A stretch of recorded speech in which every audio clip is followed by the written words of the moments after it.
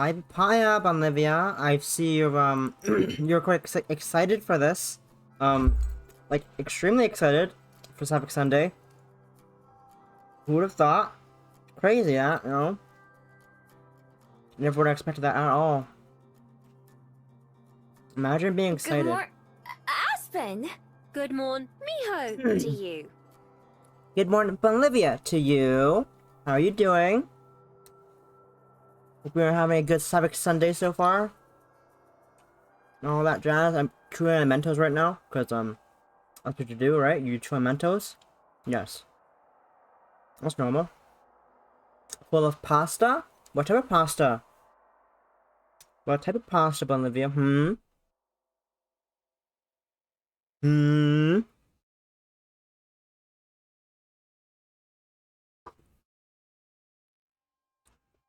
Rigatoni? That's a good one. Very good, very good. Let's see, last time, what happened? Last time we picked up a hitchhiker, kind of. Not really a hitchhiker. We picked up a very cute girl whose car broke down. Took her to a gas station, got some gas, came back. Her car was gone. At the gas station, we learned about some treasure.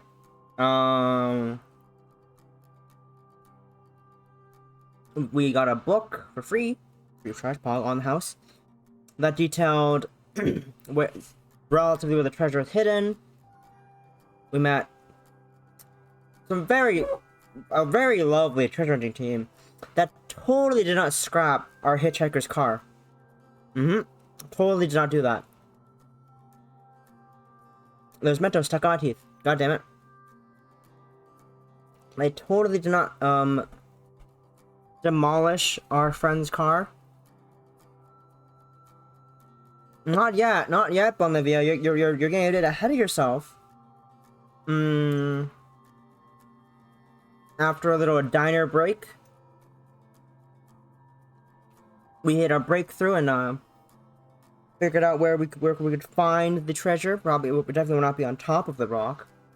Called what was it called again? Shiprock. Shiprock. It was not on top of Shiprock, but it was actually just nearby and underground. Just buried below ground, a few feet down there. We found it. We got treasure. We found the treasure. And now we gotta figure out what's gonna happen. The tradition of Marina's face being covered by the location card is hilariously still there. Poor Marina. Poor Marina. No face being shown on the save icons. On literally all of my saves, Marina's face is blocked by the location card.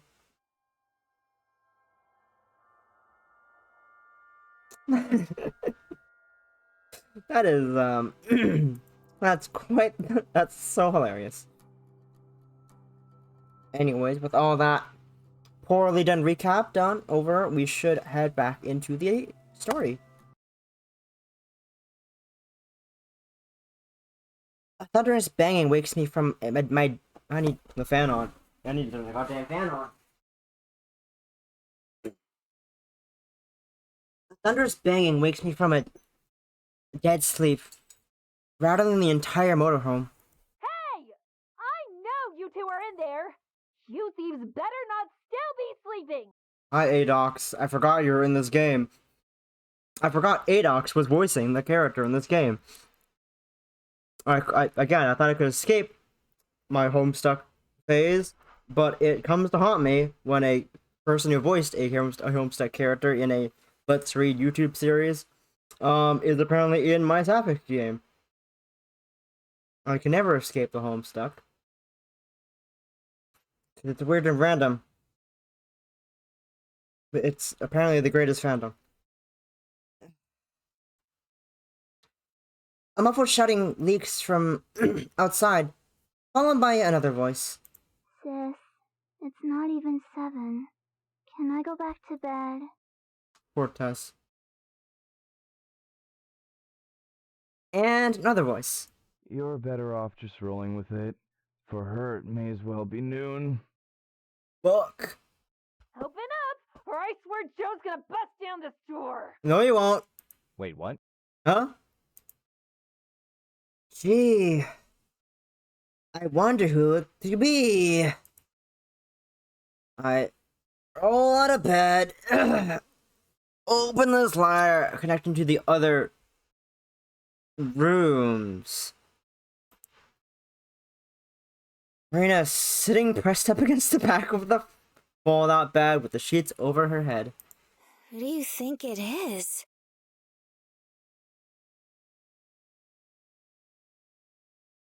Marina? Are you Take a serious? wild guess. I march over to throw open the door. As expected, my 3 favorite people stand before me. It's about time. Do you have any idea how long we've been out here? Not long enough. A groggy Tess sways from side to side.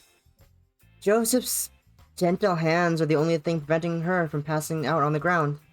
It's funny that you, of all people, would accuse us of theft. What else would you call what happened to my equipment? You were. No! Borrowing? You loaned it to us, remember? We're not gonna wake you up in the middle of the goddamn night. We're sensible human beings. Correction. Joe loaned it to you. Joseph gives a tired smirk and a wave. I was forced to sit idly by and watch you make off with it. That's theft if I ever seen it. Pushing me aside, clambers into the motorhome, followed by the other 2. Looks like we're coming in. I guess so. Good morning. Good morning, Tess. Hey, you 3. Morning. How are you guys doing? Why are you so chipper this morning, Marina? Tired. For what it's worth, we tried stopping her. Thank you. Marina stomps in the middle of the motorhome, analyzing everything before releasing a loud scoff. So where's my stuff? If you don't get out of my RV in 5 seconds, it'll be— Don't worry about it. You guys are great. Hey, Tess. Did you hang up your new wind chime? His eyes flicker with interest for all of a second, then return to their obstinate, droopy state. Uh-huh. Above my bed. That feels dangerous. What's up with the fold out? You 2 don't sleep together? What? Told ya. Damn it. You owe him a $5? Yeah! Yeah! A $5 was owed! Grumbling, Marina pulls out a bill from her pocket and slaps it into Joe's hand. Does that mean we get to sleep in tomorrow morning? Woo! Sure does, kiddo. Sure does. It's a win for the 2! It's a win for Tess! Woo! Let's fucking go! The ringleader of the circus returns to inspecting the motorhome, fiddling with the magnets on the fridge. Anyway, give me back my equipment and we'll get out of your hair. Sure. Come on, just let them use it. It's the least we can do after tearing apart her car. Yeah, you did tear my car. Tear my car. Marina's attention returns to the counter, topped with the open box of stunning gold nuggets from the night before. Guys didn't. And whose fault was that? What is this?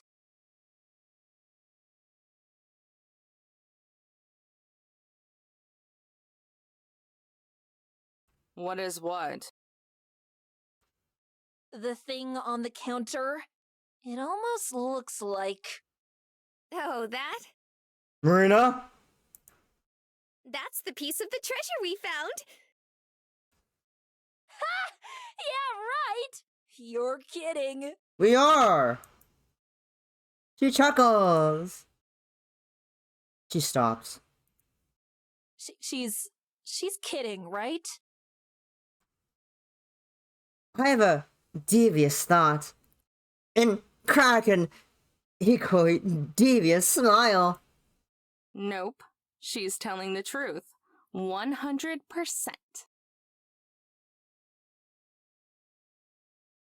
I wrap my arm around Marina and bring her close. Joseph and Tess shoot each other alarmed glances. We found it last night. With your equipment. She stands there, stupefied. No! That's impossible. You're lying. Really now?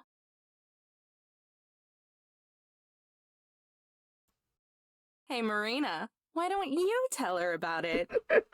Sure thing! It started yesterday after we met. Amber looked at the journal again and thought it might be near the smaller rocks behind the bigger one. They're called dikes, I think. Not that type. Wait. Are they gonna? Anyway, No, we're good. We're turns out good. she was right. And y'all fucking suck. Marina looks down, muttering to herself, How? Why wouldn't he just hide it on the mountain? "Because it's fucking stupid." It doesn't make sense. If he was going back to Missouri... Her voice diminishes until her words are reduced to lip flaps, like a mad scientist trying to figure out a complex equation. She retreats into her own world. Mariah? A smidge of sympathy buds inside me. I look to Joseph and Tess. Even they look shocked. Is she gonna be okay? I don't think she is. I honestly don't know. I worry. Tess approaches Mariah, who is still whispering nonsense under her breath. Nonchalantly, Tess hops in front of her, her hands reaching upwards, trying to wave in front of Mariah and bring her back to our world. No response. Tess pulls Mariah's arm skyward, and allows him to flop down to her side. Still no response. You know, we've been looking into that treasure since we were kids.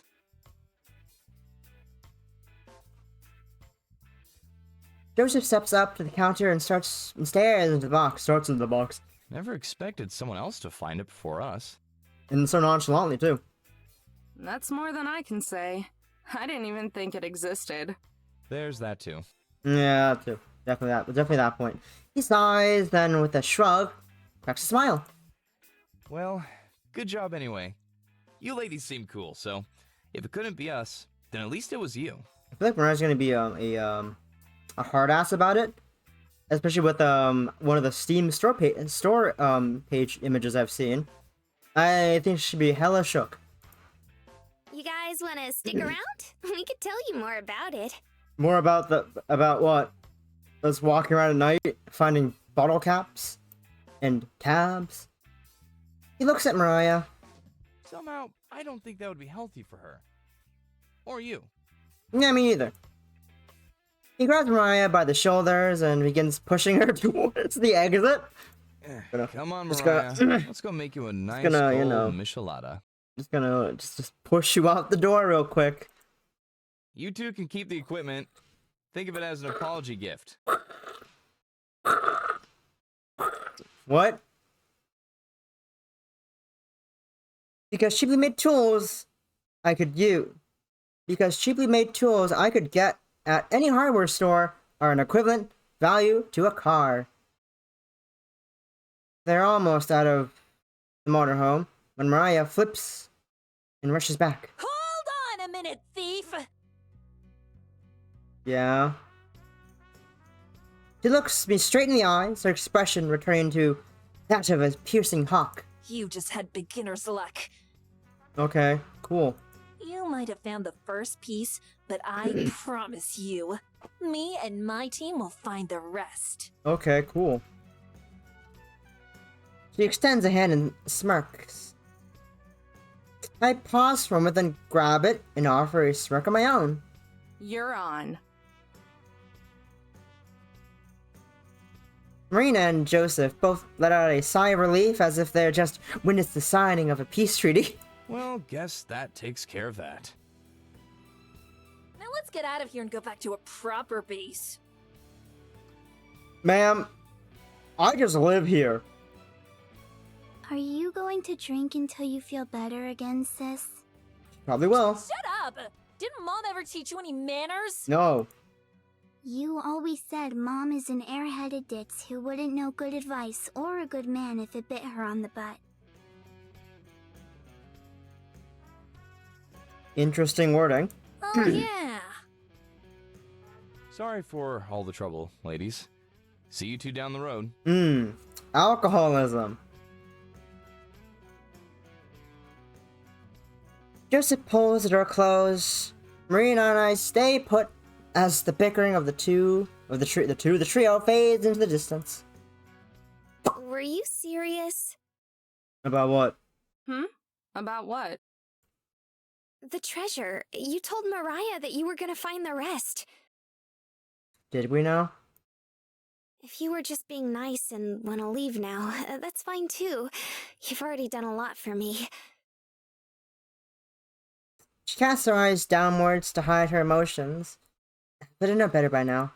Ooh, Let ayo. you keep all the treasure for yourself? Ayo. Hell no. Picking up on the cute girls on her tails. Ayo. Damn. That was fast. You're already becoming a part of the family. The family of 2 people. Dear God, the save. Dear God, this is so sad. Still covering her face. Her eyes bounce back. Besides, someone's got to keep you from getting yourself into trouble. May as well be me. For real? But don't you have the festival to go to? That's in like a week. Maybe 2. We got time. It's still a little while away. I wanted to do some sightseeing anyway. We got time. Plus, I kind of spoiled that you both go to the festival anyways. It's fine. It's fine. It's fine. It's not like I don't know that you're both gonna make the festival anyways and watch a live concert. Totally didn't do that by accident. Marina launches forward. Before I can sidestep, she tackles me with the force of a gold-filled freight train. I don't even try to resist. It's futile. In the grace of Marina's hug. The grace, you say? Ayo, she's blushing. Ayo. Thank you, thank you, thank you, thank you, thank you, thank you, thank you, thank you, thank you! Actually, I probably owe you an apology. She cocks her head and looks up at me. I look away and my bashful side taking over. Well, you know, I kept saying it wasn't real and stuff. Hey, don't worry about it. Most people wouldn't have given me the time of day. Yeah, but Relax. Just figure out where we have to go next. How? I smile. What was that? We walk to the front of the RV and take our seats. Grabbing the journal from the glove compartment, I flip it open. I glance over the second to last entry. Key phrases like split path, detour, and acres of identical arced stone throw my brain into the deep end, drowning me in dizzying puzzle before I even fully read it. Marina peeks over, trying to decipher the entries with me. A speck of inadequacy crawls up inside me, and I quickly flip the next entry before Marina notices I'm stuck. I'll deal with that later. For now, we'll just narrow this down. Much has happened since my last entry, so let me waste no time in beginning. As I mentioned previously, I had begun to develop a cough of sorts during my travels. At the time, I thought nothing of it, just a result of being overexposed to the elements.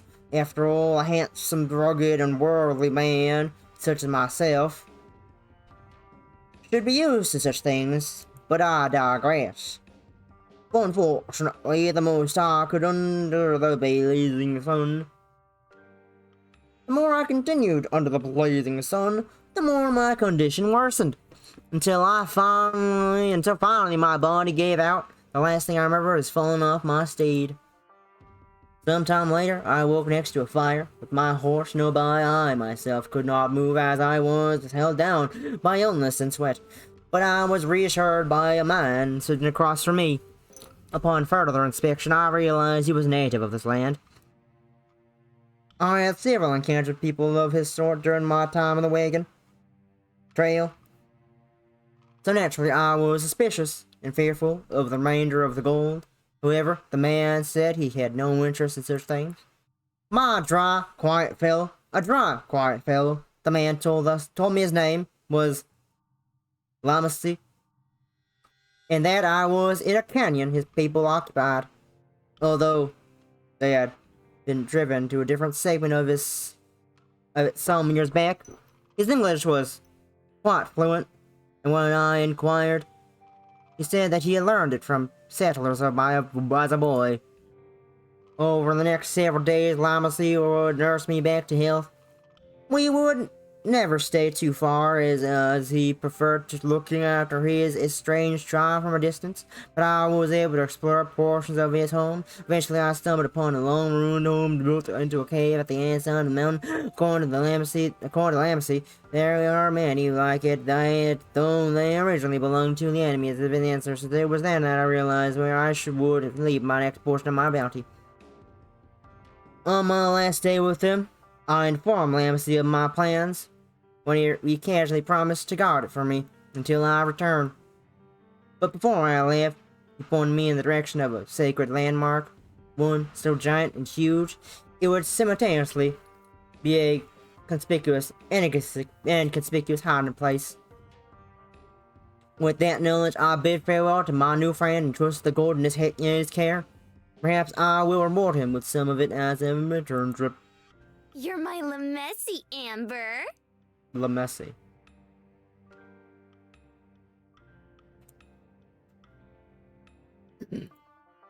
Oh, finally, she's not covered by the icon. Suddenly, my chest feels like a hummingbird is fluttering around in it. I shift my eyes away from her smile and hide my face. Thanks. When you strip away the circumstances, I guess I did save and protect her like Lamasi did. Like that Lamasi guy did with the miner. A gorge is like a canyon, right? I think? Marina leans in closer and points to the entry. Strands of her soft hair tickle my cheek.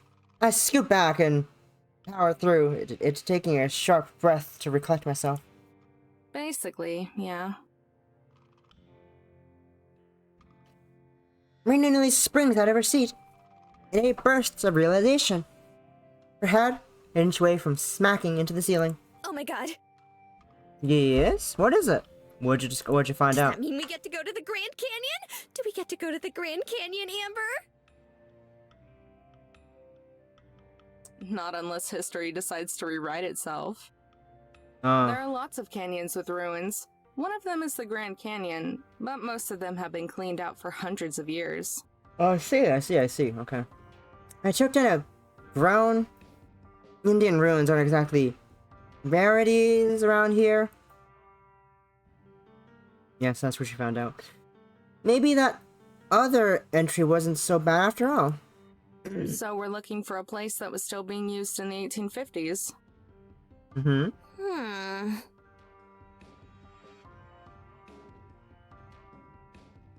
Marina hunkers down and thinks with me. Wrinkles forming in her forehead as she tries to strain out an answer. No thoughts, head empty. No thoughts, head empty. head filled with women. Just only women. Just women. I'm pretty sure she doesn't even know where to start. But hey, at least she's trying. Well, there is one place. Ooh.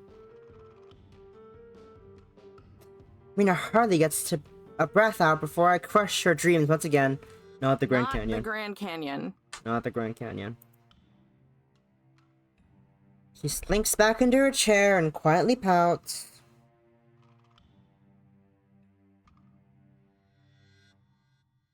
It's still in Arizona, but it's a different place. Canyon de Chelly. Oh, The Navajo weren't chased out until 1863, so the timing isn't too screwy. Place makes is sense. loaded with ruins, too. that makes sense as well. Yep. Oh, are they Puebloan ruins?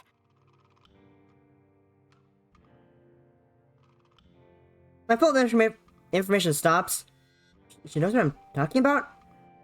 She can actually pronounce it? Yeah. I'm surprised you know that. Yep, I've been reading some of those travel guides lying around. Super interesting. You know, that makes sense. Those things must be about as old as I am by now. I didn't have the heart to throw them away when I was cleaning everything out. Hey, that's how I did it. It's the best way to learn. Anyway, Canyon de Chelly is pretty damn close to here. Nodders. She gasps. So it might have lined up with the route he took. Well, I can't be 100% positive, but... Okay, outfit off. Wait, no more lesbian dress. Okay, Bunlivia, that's what you want. Wait, I also need to make a toggle for another thing. Give me a sec. Give me a second. I need to remember to set this other toggle down. I forgot to set up a toggle. Did I set up a toggle for it? Check. Toggle.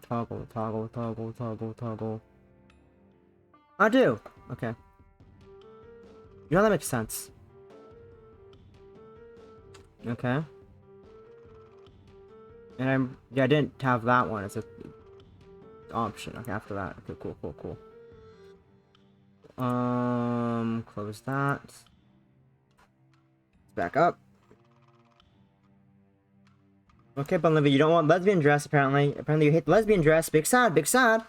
Damn. Can't believe it. I close my eyes and snap the book shut. There, between the pages, fluffing out at us.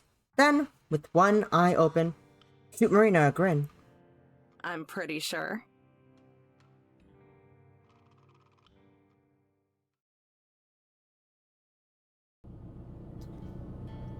Arizona's highways are infamously boring.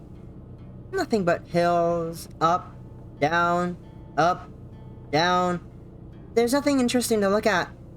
Both sides of the road are smothered in nondescript shrubs. Part of the country where you just zone out and drive on autopilot. When we finally see a sign for the town of Chino, right next to the canyon, it feels like we're approaching the promised land. Marina looks up from the book she's reading just in time to miss the sign. Was that it? Are we there yet? Nah, 40 miles to go still, so about half an hour. She makes a sound like a popped balloon. Goes back to reading. We take an exit in a tiny excuse for a town. One of those places that has a gas station and a few old houses. It's kind of like in Monopoly, where you buy up all the property you can, even though it's not that great. This is it?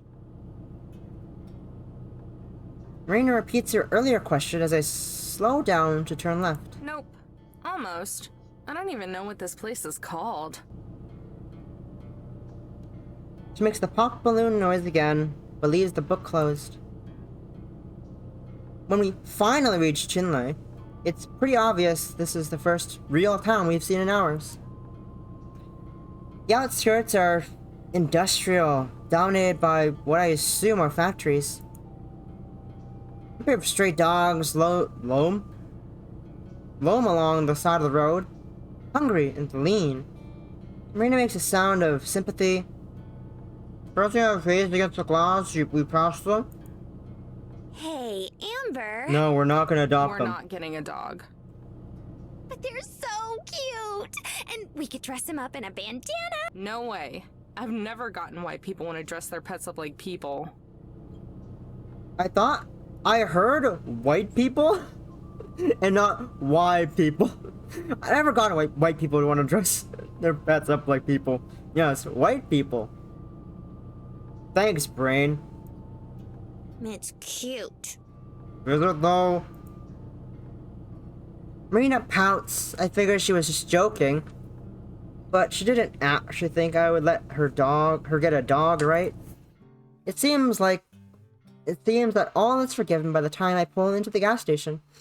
She's bouncing in her seat with her usual enthusiasm. Or maybe it's her bladder?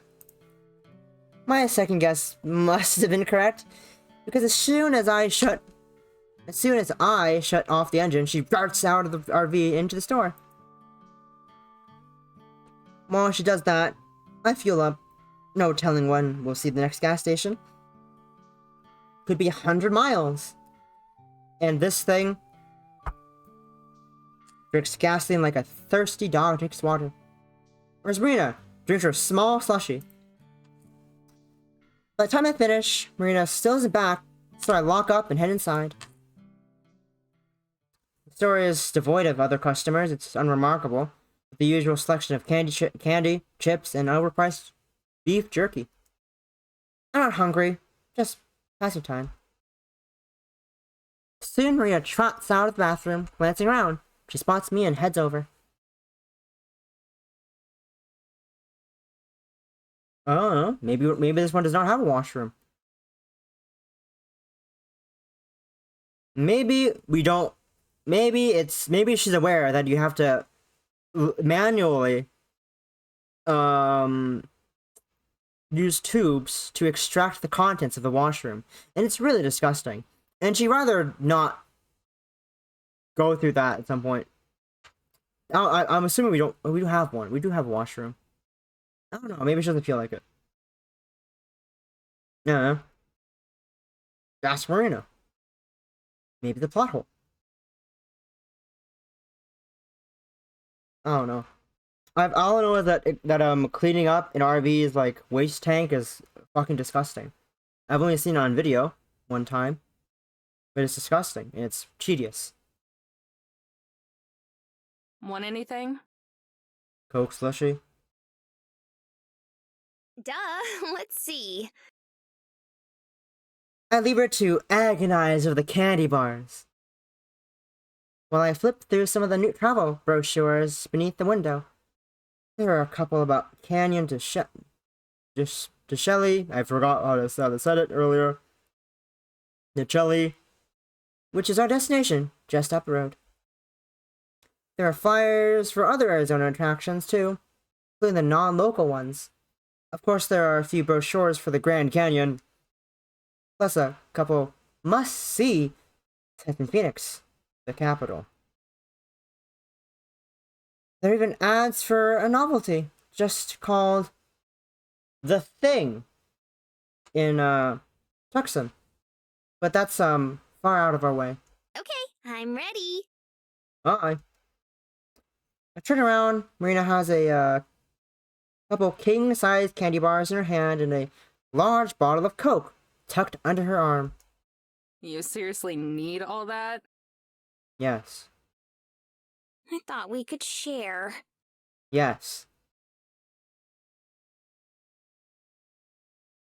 She gives me her best offended puppy impression. Fine, fine. It worked! I still don't want anything, but I can't say no to that. She's going soft. She's going soft. PogChamp, Here. PogChamp. I'm gonna use the bathroom too. Meet you at the car.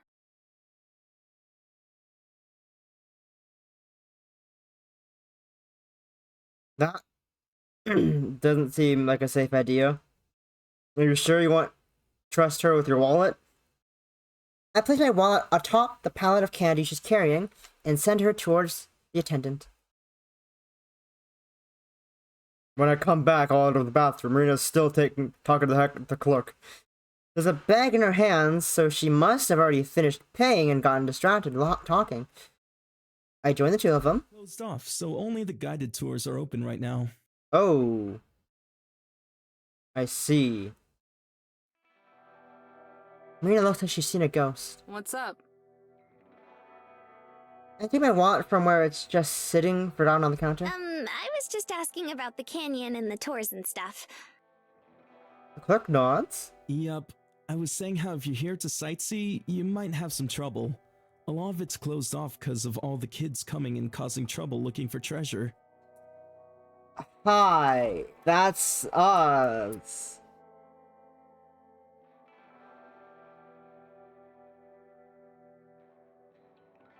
Damn, I'm not surprised, but that's frustrating. What isn't closed off? Well, there are still some tours you can go on. Most of them, I think. But you can't do the self-guided ones. I guess that makes sense.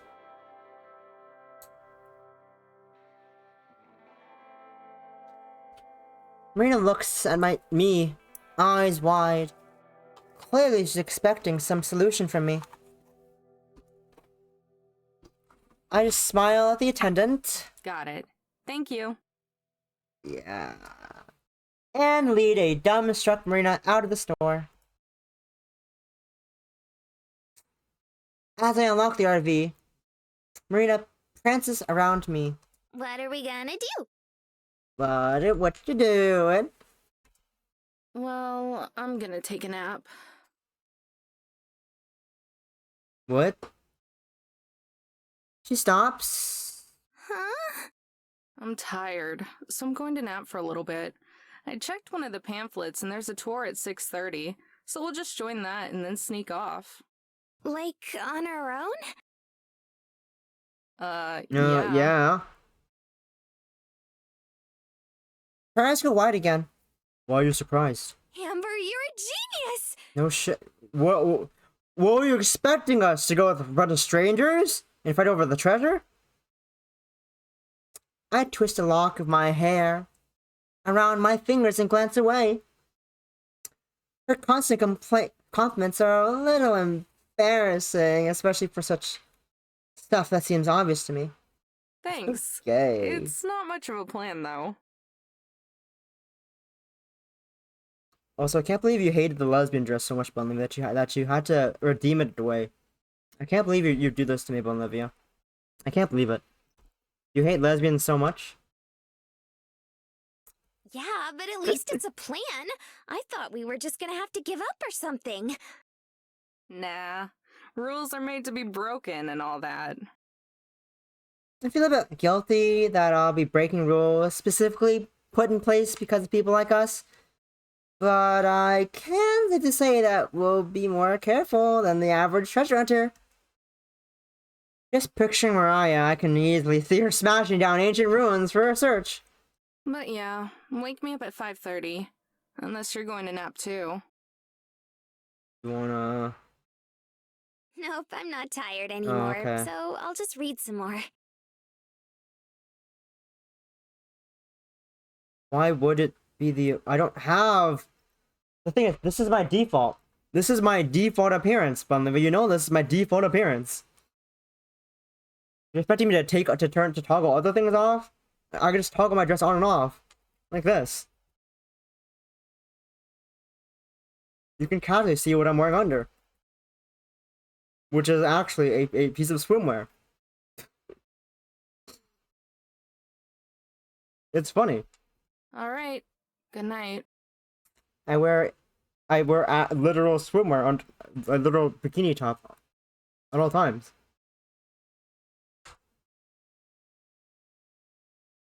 No, that's a bit...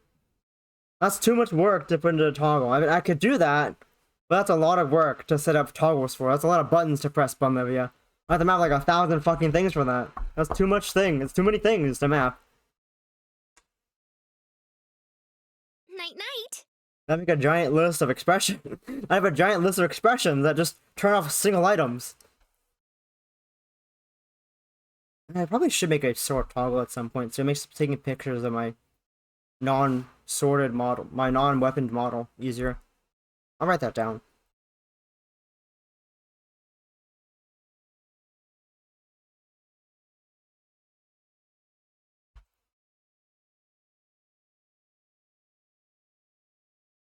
What the fuck is add model change to tits? I think I did that already. I did that. Okay. The word toggle on the roid. There we go. Sticky note made. I leave her up in the front as I check, head back to my bed, and fall into it.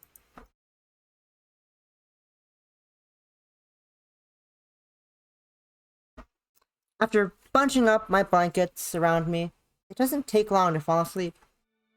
Please tell me you woke me up at time. Oh hi, title card. Again? Question mark?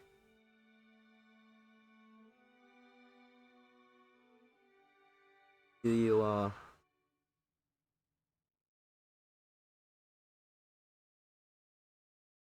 I wake up slowly, fighting to keep my eyes open. In the back of my head, I feel like something is wrong. I think I know what's wrong. It takes a minute before I realize I've overslept. It's 5:45. Marina was supposed to wake me up 15 minutes ago. Marina? Call out her name. I get no response. Rolling out of bed, I massage my eyes and stumble up towards the front. Of course, she's asleep, sprawled out on the dash with her head buried in her arms. It looks like she's been out for a while.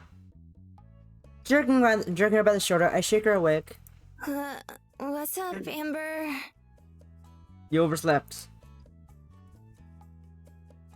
Rest in peace, her face. Her speech is slurred by sleepiness. I ignore the temptation to make the "not you" joke. How's that book you're reading? What book? It's great. I just put it down to... A look of shock spreads across her face. Mounting horror takes over as she realizes the time. Oh god, I'm so sorry. I was just gonna nap, but then I forgot to set an alarm. I mean, to wake me up. What would you set the alarm on? The dashboard? Yeah, that's what alarms are for. Also, can we see bags under her eyes? But what would you set the alarm on? Do you think there's a fucking cooktop on this thing? There was an oven, never mind. There probably is, actually. You're right, there probably would be a type of timer somewhere because there's an oven here. And I think I see a stove just behind her. Do we have a better image somewhere? We do, right there. Okay.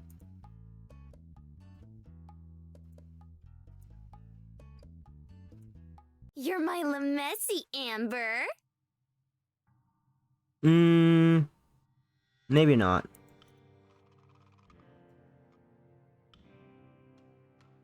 Yeah, that's what alarms are for.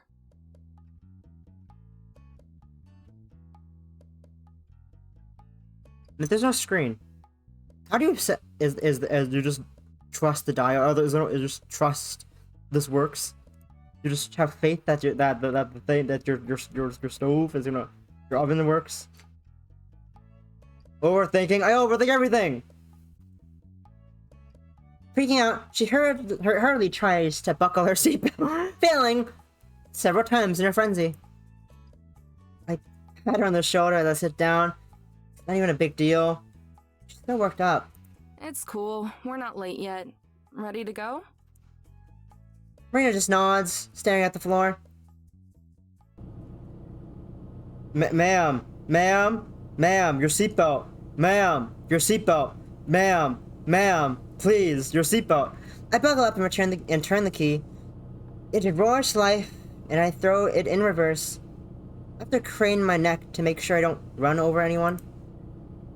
Road signs direct us out of town towards the canyon. After spending so long on the highway, going down these streets with low speed limits feels restrictive. From the corner of my eye, I see Marina. She's being abnormally quiet. She fixes her hair, pops her knuckles, and rubs her shoulders, but she doesn't say anything. Why?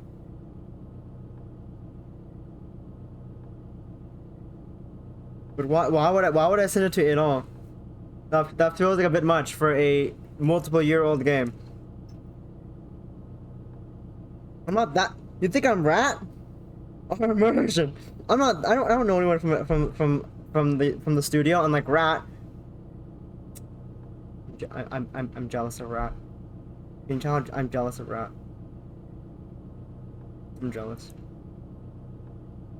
Finally, I cave. What's wrong with you? What do you mean? Her tone of voice is stressed. Maybe I'm more intimidating than I think. You're being weird.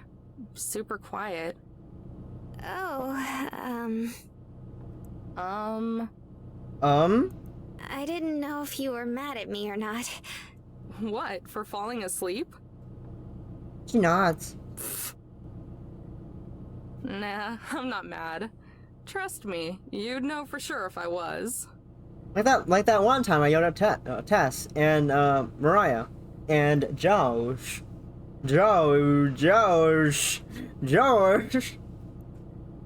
I told you it wasn't a big deal, didn't I? You promise? Ma'am, please. Road safety. Put your seatbelt on. I think it's supposed to be not on. It's just the fact that she was so flustered earlier. She can't fucking buckle her seatbelt. Yeah, I promise. Now put your seatbelt on, please. Marina bounces in her seat, immediately cheerier. Okay, cool. Cause like, if you were mad at me already, that would be a bad sign. Sign of what? That we wouldn't be good partners. You know, treasure hunting buddies? Partners? Oh, we're partners now, are we? You're the sidekick, right? No way! I'm totally the main character. We're here because of me. Yes. The main character. I laugh, causing her to turn away smiling. She's a lot cuter when she smiles. That's pretty gay. I've been smiling more too. I realize as I think that it starts to make me sad again. Do I really deserve to be smiling right now? Hey, Amber? Huh. Like she read my mind, Marina snaps me out of it. Can we listen to Super Crush again? You seriously like that one? Super Crush was one of those groups that Gramps loved to want to show off to other people. Because they were so weird. All of the members played a different instrument on each album, so it was like a whole other band every time. Crush 40? Huh? Yeah, it was different, but in a good way. That's definitely true. Ah. With one hand on the steering wheel, I dig around in the bin of tapes by my feet. Why are they by your feet? Probably like down there, actually. That makes more sense than than here. It just sounds weird by your feet when you're driving. Anyways, I flip my gaze between that and the road. Eventually, I find the one I'm looking for. It has a Halloween orange case with text that looks like slime.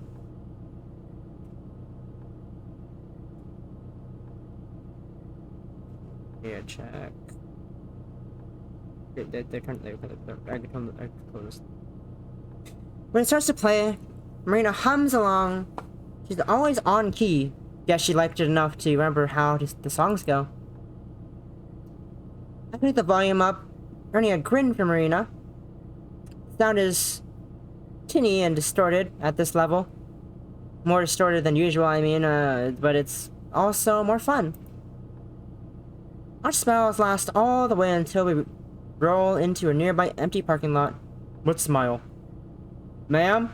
You're not smiling. When I turn the volume back down, I can tell she's thinking the same thing I am. Amber? Yes? Yeah. Mm-hmm.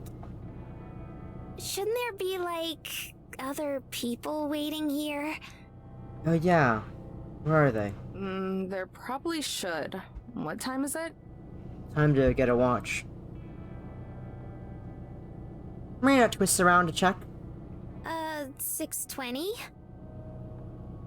What the hell? Did they start early? There are other cars around, but they're all unoccupied. My parking job is hasty and I take up 2 spaces, but don't bother to correct it.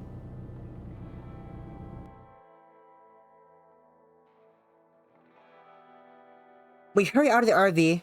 I almost forgot the key in the ignition and have to double back to grab it. Marina's already over at the information desk, probably talking to the ranger. But then she turns back to me and despair on her face visible even though it's getting dark. There's no one here! Huh?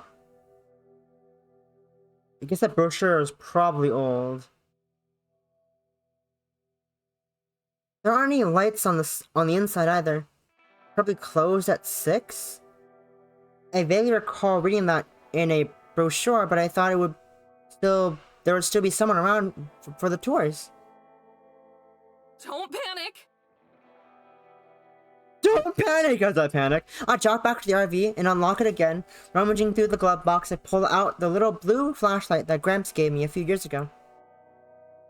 I click it on and off a couple of times to make sure that it works. After I locked everything back up again, I join Marina at the help desk. She's bouncing on her heels, hands clasped together. Hey, it's alright. Worst comes to worst, we'll just do it tomorrow. But what if someone else finds the treasure tonight? Yo, what's cell phone? I don't have an answer for that one. Guess we'll just have to catch up then, huh? Turning on the flashlight, I swing the beam around. While there's still some daylight left, it isn't much. Maybe half an hour at most. Catch up to what? The tour group's silly. Even if we're late, they can't have left that long ago. And they'll be stopping a bunch, so we should be able to find them easily. By ourselves? Her voice is almost a squawk, like a surprise to parents. Well, yeah. I don't see anyone else around, do you? I swivel around, illuminating nothing but rocks and bushes. Come on, it'll be fine. It's not like there are going to be bears or mountain lions this close to a parking lot. Or are they? Those kinds of things live here? No. If she didn't know that, then what is she afraid of? Probably. I don't know. But come on, we're wasting time. Marina whimpers. Are you just gonna do the cute thing? I think there we go. Then surprising me, she grabs my hand. Hers is sweaty and warm. I turn to look at her and meet her wide eyes. It looks like she might cry. It makes me regret being so pushy. We don't have to do it if you don't want to. She shakes her head, but clings to me like a kid. Her free hand buried in my clothes. If it were any brighter out, she'd see my face turn red. No. Like I said, if we don't go now, someone else will beat us to it. Just stay close, okay? She's doing the cute thing. Yeah, of course. She's doing the cute thing. She lets me lead, but doesn't let go of my hand. A large wood sign marks the start of the trail. So, are you scared of the dark? No answer. But you were fine at Shiprock. That was different. Oh. Marina's arms jerk, but she doesn't let go. That was in a town. With people. And roads. And no mountain lions. The temptation to tease her more is strong, but I don't. Every time my bird caws or something makes a brush shake, a brush shake, I feel her flinch a little. Somehow, even this side of her is cute too. A little childish, sure, but it's nice to have her rely on me to keep her safe. To take my mind off things, I make small talk. Take her mind off things. So, Make small talk. what are you gonna do once you're filthy rich from the treasure? Sorry, what? I asked what you'll do with your share of the treasure. Oh, I'm not sure yet. I haven't thought about it. What? We're out here looking, and you don't even have a plan for it?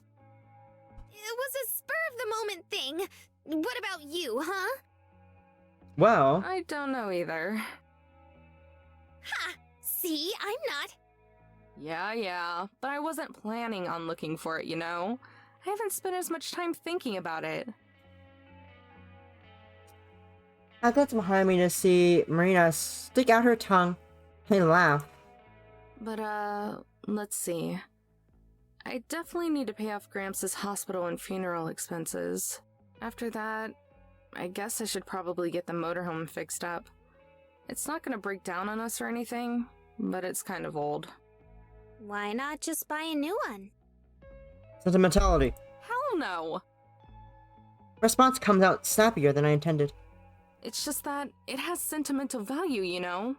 I'd rather keep that than buy a newer, better car. I grew up in that thing.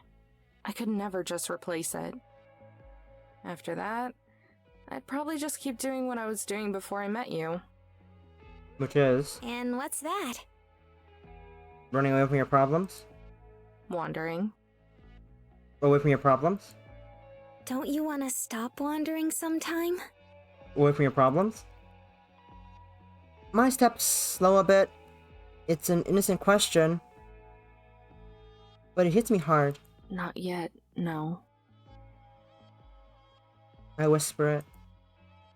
Marina catches up next to me, grabbing my hand as she does so. At least I'm not the only one without a goal. I poke her on the side as she squirms away a couple feet. Ow! Torque. It's hard to stay sad about her, around her, or about her. As we turn around a curve in the road, a tour group comes into view. Just ahead is a cluster of people, most of them armed with flashlights. It's hard to know for sure, but I can see at least a couple dozen different figures. The tour guide is shining his flashlight up at a rock face, illuminating some designs on it. Someone has their backs to us. Try to be as sneaky as possible. We want to join up without them noticing, like we've been there the whole time. If anyone notices us show up, they might notice when we leave.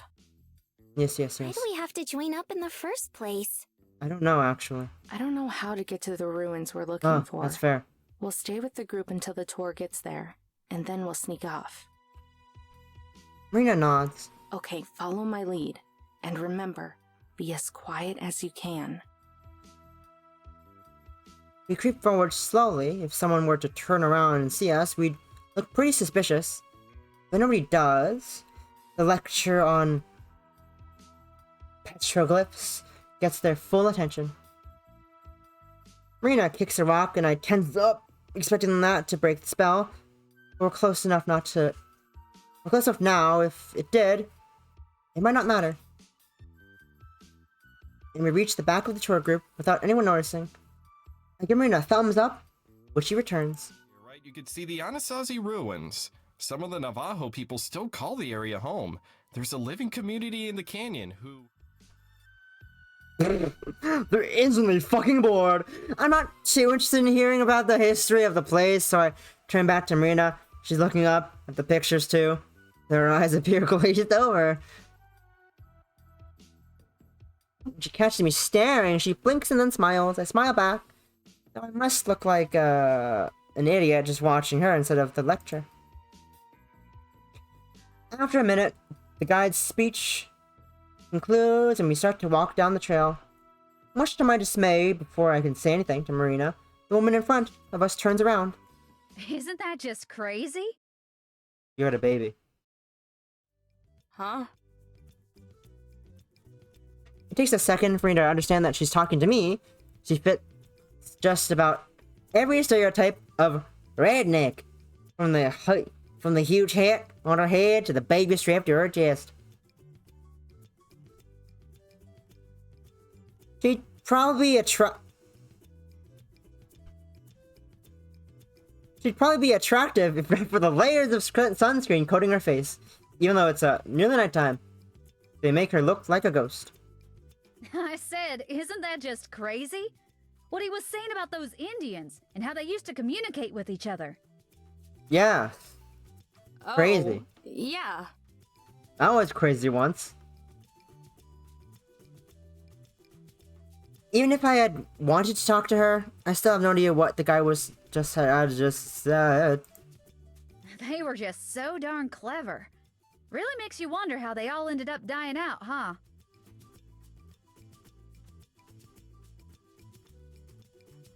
I'm pretty sure a lot of them are still alive. And, like, some of them live here? In this canyon?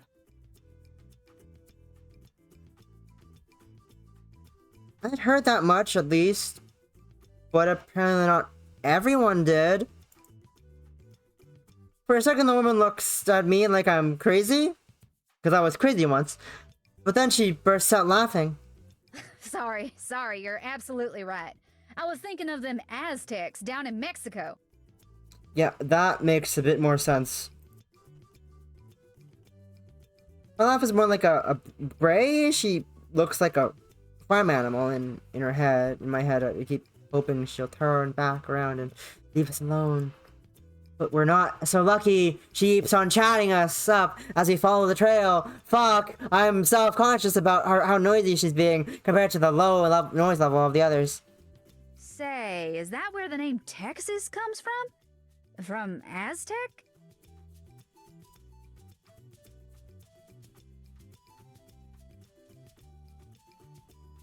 Before I can answer, she starts shouting at someone else. Howard! Hey, Howard, come over here!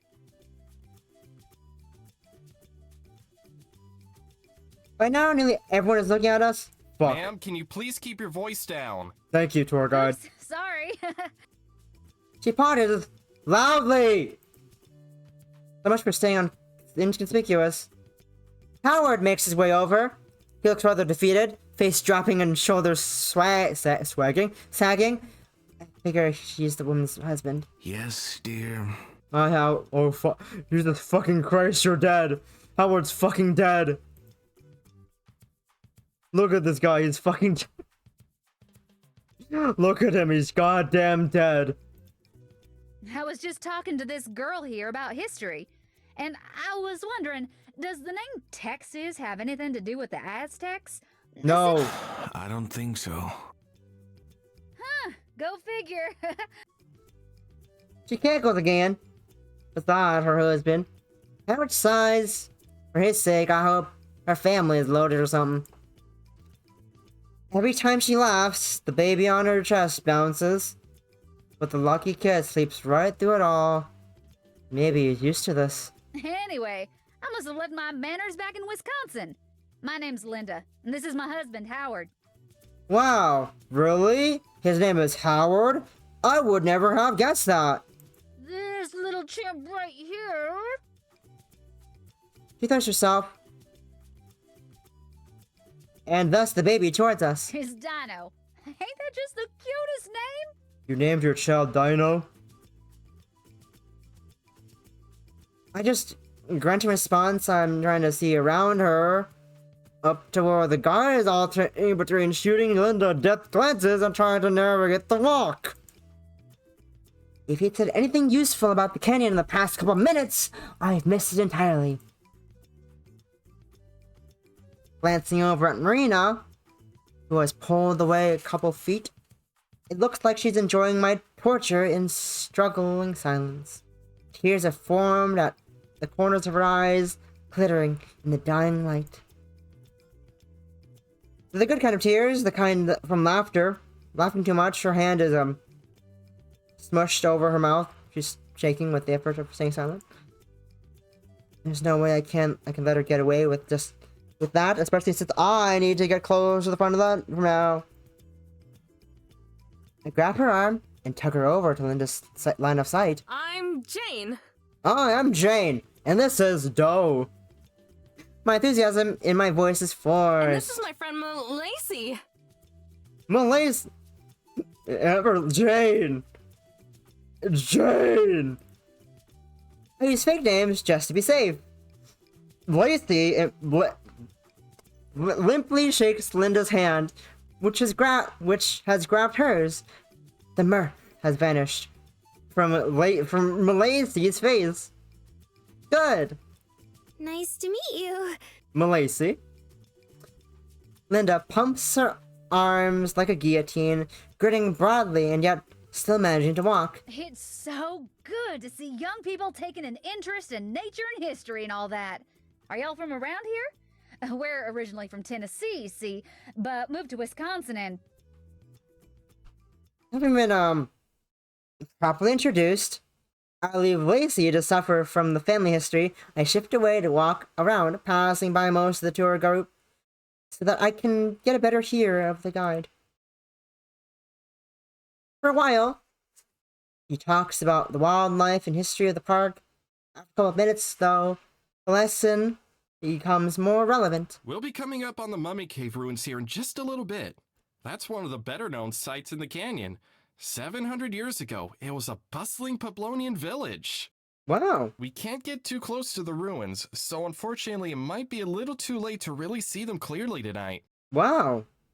While the Mummy Cave itself hasn't ever been open to the public. Wow. That's all I need to know. So I start to slip back towards Lacey. It looks like she is still held hostage by the tales of Wisconsin family adventures. Linda notices me approaching. I am back. Jane, there you are. I was just telling Lacey about one of the cows I helped birth when I was younger. That sounds traumatizing. I'm not sure how the competition went from introductions to cow birth in such a short span of time, but I'm not curious enough to ask. When I joined Lacey, she mouths 2 words. Save me. Who's Marina? This is Lacey. I don't know how to get out of this one. Annoyance aside, it'll be impossible to slip away from Linda's attention on us. But it seems we're in luck. As we go around another bend in the road, something more interesting than Lacey and me comes into view. Oh, Howard, look! This is it. This is one of those mummy ruins I was telling you about. One of those mummy ruins? Isn't there only one mummy ruin? Linda elbows forward, moving ahead of us. You girls make sure you get a good spot. You're gonna want to see this, even if it's dark out. Do I gotta wanna see this? Do I gotta wanna see this? Do I really, though, gotta wanna see it? Do I truly gotta wanna see it? Hi, Papaya Possum, how are you? Welcome, welcome. You missed out on Lacey and Jane. There you go. Doing shenanigans.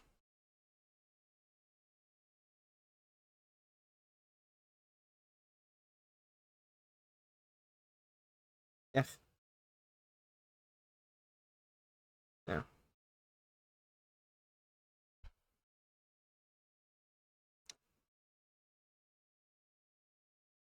It's gay crime time, and it is. She forges ahead, her husband trailing dutifully as she passes. I think I hear him say, sorry, though I'm not certain. Once they're out of earshot, Marina makes a sound like a train letting out steam. That's a train whistle, never mind. Oh my god. I thought I was gonna explode. My ears or my head or my brain or something. Yes. Saw you laughing and figured it wasn't fair if I was the only one who suffered. I'd take it all back if I could. Seriously, though, first she was talking about herself, then about her kid, then about her childhood, and then she started talking about growing up on a farm. Well, that's quite the, topic change. Somehow she ended up going on about cows having babies and how messy it all is. I don't even know. No one knows. What, you're not interested in that stuff? Really? You know! Gross, gross, gross! I would have never guessed. Wow. What a shocker. She wrinkles up her face as she says it. I giggle, but then turn serious real fast. Okay, but listen. Okay, we're listening. Because it's dark, the group probably isn't gonna stop to look at the Mummy Cave ruins for very long. So we'll have to wait until we can sneak away again, and then go over there ourselves. Crimes. How far away are they? Crimes. No idea. I can't see from here. Just follow my lead again. Got it. Crimes. We've been at the very back of the group the entire time. People right in front of us are much less interested in us than Lena was, so I don't think anyone will notice if we go missing. When we reach a railing, the guide stops to point out the ruins. They're across a small valley, a couple 100 yards away. In the darkness, it's almost impossible to see them. They're just a dark smudge against the even darker backdrop of a mountain. Marina and I are a few yards away from the group, too. I pretend to inspect something on a rock, though there's nothing there. As the, short speech ends and the guy starts to lead everyone on again, I dart behind a rock and crouch down. Marina quickly follows. I can see her start to say something, but I cup my hand over her mouth before she can get a word out. Finally, I shake my head. Marina nods twice as I uncover her face. In my head, I count to 60, and once a minute has passed, I peel myself away from the rock and stand back up. We should be safe now.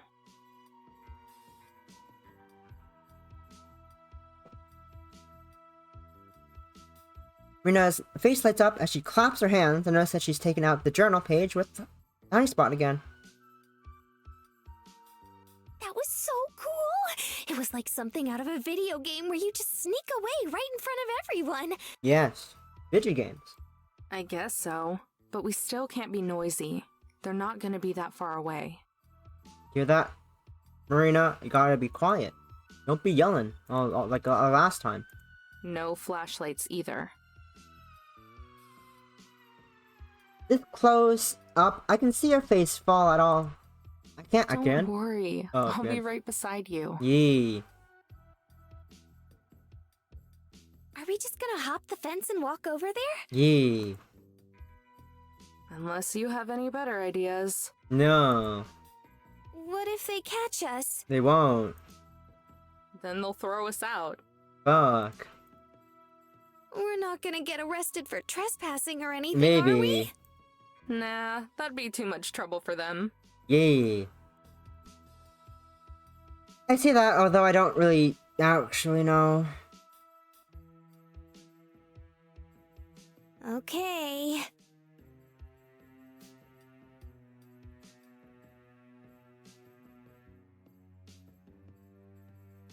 The uncertainty in her voice is obvious. In my voice, I don't know what that said.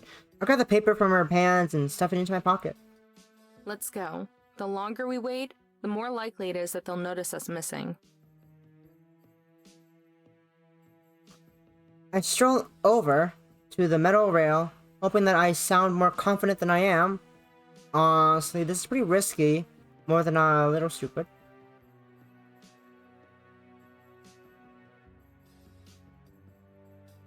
But it's also exciting. I duck down and underneath the rail. After a moment, Marina does the same. We are officially out of bounds. Across a small field, I can still just barely make out the shape of the ruins. It's close to the mouth of a large cave that runs up the mountain like a scar. Okay, come on. Rhyme! There's an incline, but it's not too bad. Next to me, Maria spreads her arms out for balance, but I'm confident enough to not need to. Crossing over the ruins themselves will be the riskiest part. There's no cover, and anyone who happens to look over will see us. We just have to hope that the tour guide has moved to somewhere without a line of sight on us. Okay, hurry. I grab Marina's hand again and start to run. She struggles to keep up, so I slow down a little bit. It takes me 2 minutes from one end to the other. When we reach the far wall, Marina's breath is strained. Don't do much running, do you? Not it. Oh. Rude! Every word is punctuated by a pant. I'm winded too, but fight my lungs to not show it. I have to look strong for Marina. Ready for the fun part? The fun part? Is it actually fun? Maybe. Not yet. We've still got to get up there. I point to the lip of the cave, good 50 feet or so above us. Marina's face goes pale as she stares at the sheer rock wall in front of us. We're not gonna have to climb that, are we? And climb back down. How else? Up and down. I wait a second for the shock to hit her face before I laugh and shake my head. Just kidding. Come over here. A short distance away is a slope somewhat steep, but not too steep. Not too long. It leads up into the part of the cave close to the ruins. We actually do have to go up this one. Her face still looks doubtful. I don't know if I can get up that. Sure you can. It's easy. Look.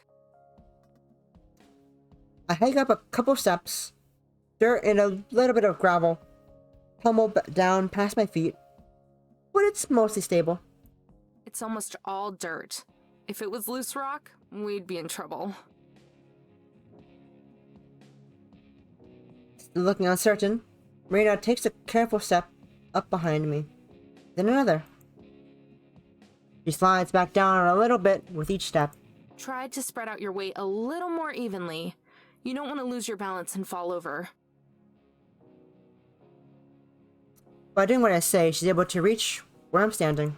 Good job. Now just do that like 50 more times. Marina groans, but I've already started. I glance back behind me. She's trailing only a couple steps back. For all her worrying, she's doing okay. I'm just about to compliment her when I feel the earth shift beneath my... and foot slides loop. Oh shit. With a yelp, I lose my balance, arms flailing, and I try not to fall. Then faster than I can process, Marina's arms shoot out and grab my sleeve. She tucks me back upright. Are you okay? Oh my god, is your ankle alright? It's not broken, is it? Panic is clearly painted across her face and her voice. No, I'm fine. I'm fine.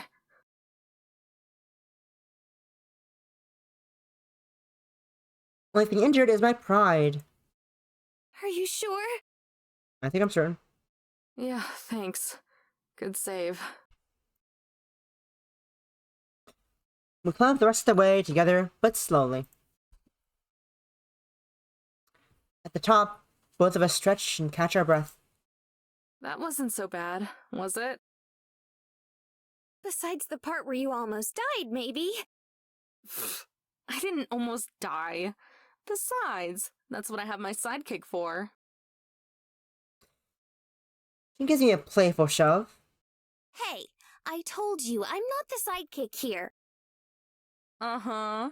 You'll still have to earn the title of captain. Or commander. Whatever it is. And you can do that by finding this thing before I do. Aww. A little friendly competition between gays. Future partners. Pop, pop, pop, pop, pop. Now that we're actually up in the ruins themselves, it's more clear just how tough this is going to be. The cave stretches a long way. Like a deep scar on the mountain. Again. Delicate clay buildings, some barely just as tall as we are arranged throughout. They say this was a village, but it's hard to imagine anyone living here. Especially so cramped and small. Where do you think we should start? Hard to say. It won't be anywhere obvious. Remember, people have been studying this place for decades. What if someone already found it? Like, a long time ago. They probably would have come forth with it, right? I shrug. That's probably impossible to see. The sun is now gone entirely, leaving us in shadowed darkness.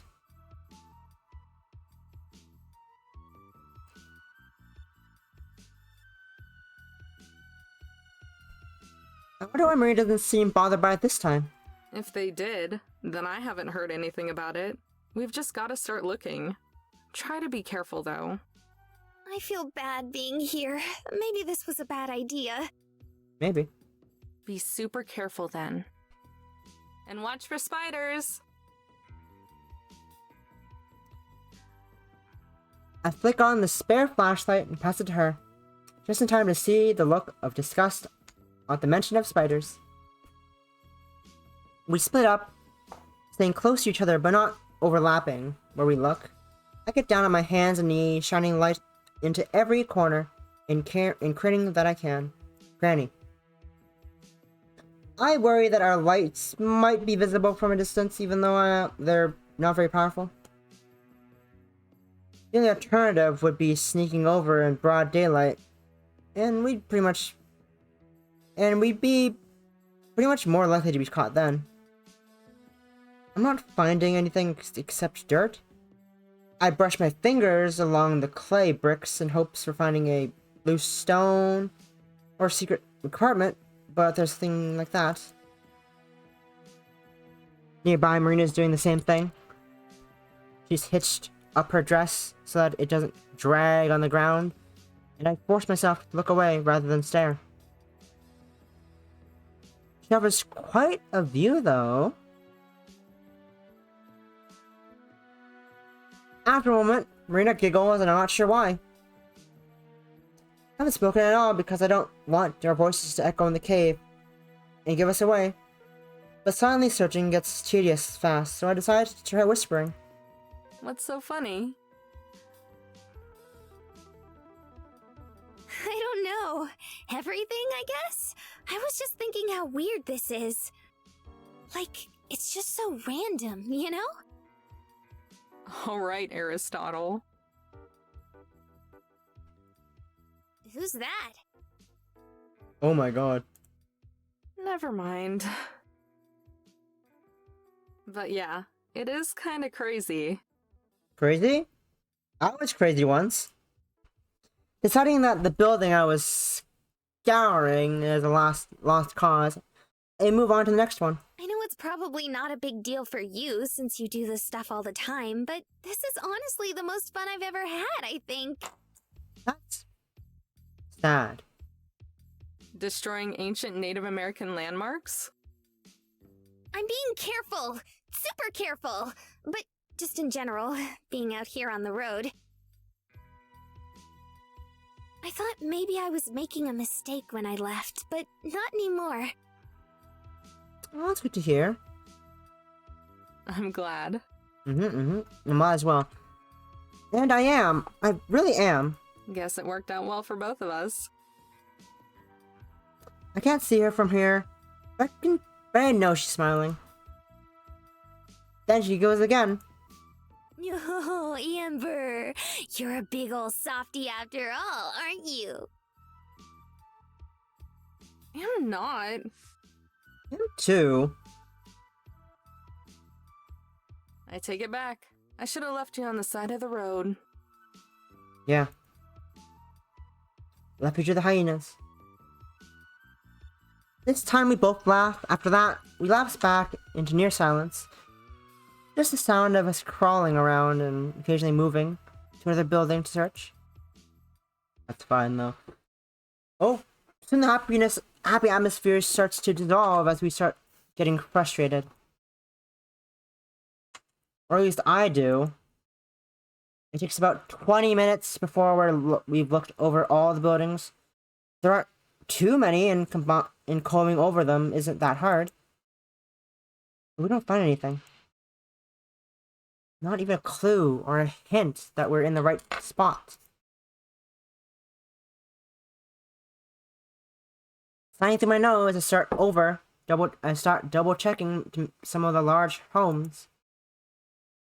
All the crawling and bending is starting to take a toll on me.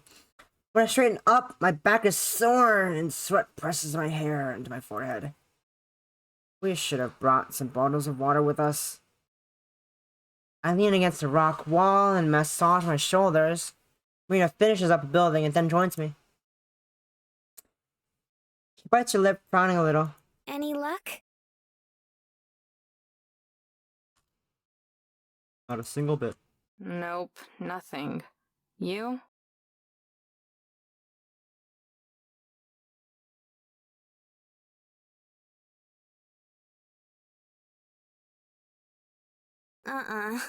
Damn. We both pause, silent. So... So... That's it, right? Like we've checked all the buildings? What did that note say again? Can't be. We must have missed something. I'm going to try checking out the cave itself. She just stands there, watching as I head over to the far side. I shine my flashlight up and down and up again, examining every inch of rock. Note said, "Be gay, do crime." It did. There's gotta be a crevice where the gold is stashed. Or some other hiding place. There has to be. But none of the cracks are wide enough or deep enough for something like that. A few minutes later, I pass by Marina, still in the same spot. I check her face as I go. Her eyebrows are furrowed and she looks worried. I keep hunting. Images of Marina triumphantly holding up the gold spur me on. That sounds pretty gay. Just the thought of her smug grin pisses me off. Marina or Mariah? That said Mariah, didn't it? This is Mariah. 100%. That's not gay. That's not gay anymore. Never mind, I can't read. When I reach the other side, other end of the cave, I double back and check it again. And again. Finally, Marina pulls away from the wall. I hear it. I don't see it. Amber, come on. There's no way. Her voice is a knife in my heart. It hurts because I know she's right. Sigh and flick off my flashlight. Standing there, I look at the invisible ground. The invisible ground. And have to admit the truth to myself. It's not here. There's no treasure to be found in the Mummy Cave ruins.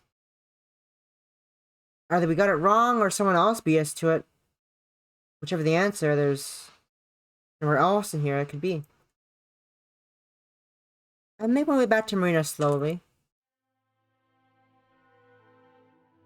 I feel stinging tears of frustration begin to swell up in my eyes, which surprises me. I'm sure Mariah would be laughing at me if she was here right now. Abruptly, I stop walking towards her and spin around. I don't want Marina to see. There's a sound of crunching dirt as she walks over. Amber? There's worry in her voice. I shake my head. I don't know if she can see. She lays her hands on my shoulder and 2 tears manage to leak out of my eyes. I shake my head again. Amber, it's okay. No. I'm sorry. I screwed up. I was wrong. There's nothing here. I know there isn't. Seriously, that's okay. I sob, not even knowing why. Damn it! Get a grip, Amber! I rush my eyes shut before the waterworks really start. It burns, but I manage to hold back. Taking deep breaths, get myself under control. I sink down to lean against the wall of the cave. Miranda does the same. It's slowly zooming out. That's pretty gay. Gay, crime, be gay, do crime. Be gay, do crime. Alt print screen. Let me just say Alt enter. Or not.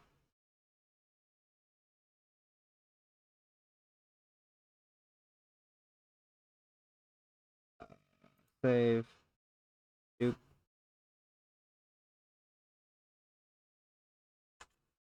There we go. Hide. Alt print screen. Enter. Our clothes are dusty from being on the ground so much. Marina pokes me on the side. You okay? No. I draw a ratty breath. Yeah, I'm fine. Sorry. I don't know what that was about. I just got super frustrated. Yeah, I could tell. Can it?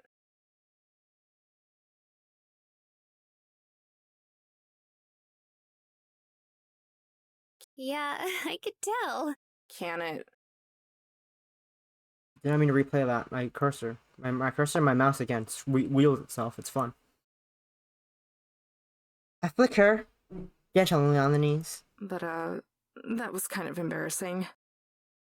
No, it's okay, really. I cry all the time at home. Don't worry. It's just... it's like losing. Not finding the treasure, I mean. So I'm mad for wasting all our time on this. Aren't you?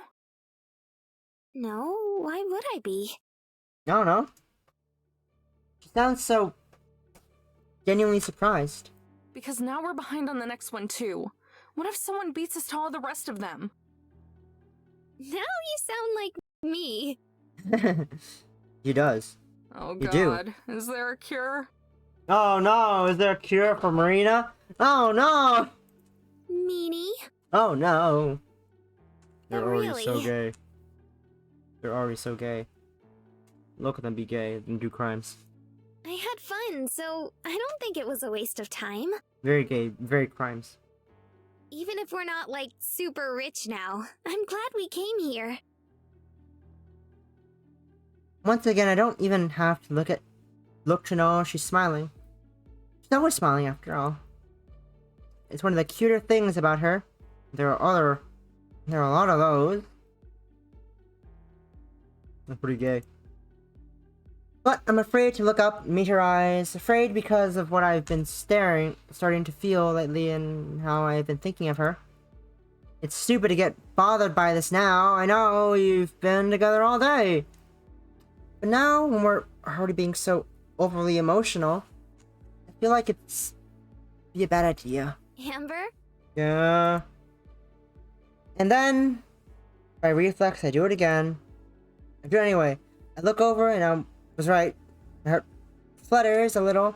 But The smile I was anticipating has been replaced by another look of concern. Yeah, you're right. I guess it wasn't so bad. She brightens up immediately. For real? Mm-hmm. I'm good now. Still, sorry for freaking out there for a sec. It's okay. Don't feel bad. Groaning, I stand up again. I'm definitely gonna be sore tomorrow. We should get out of here, though. Longer we spend, the more likely we are to get caught. It's been probably 45 minutes or so since we ditched the tour group. Hopefully they didn't get search and rescue out looking for us. I offer my hand to Marina, who's still sitting on the ground. Takes it, and I haul her to her feet.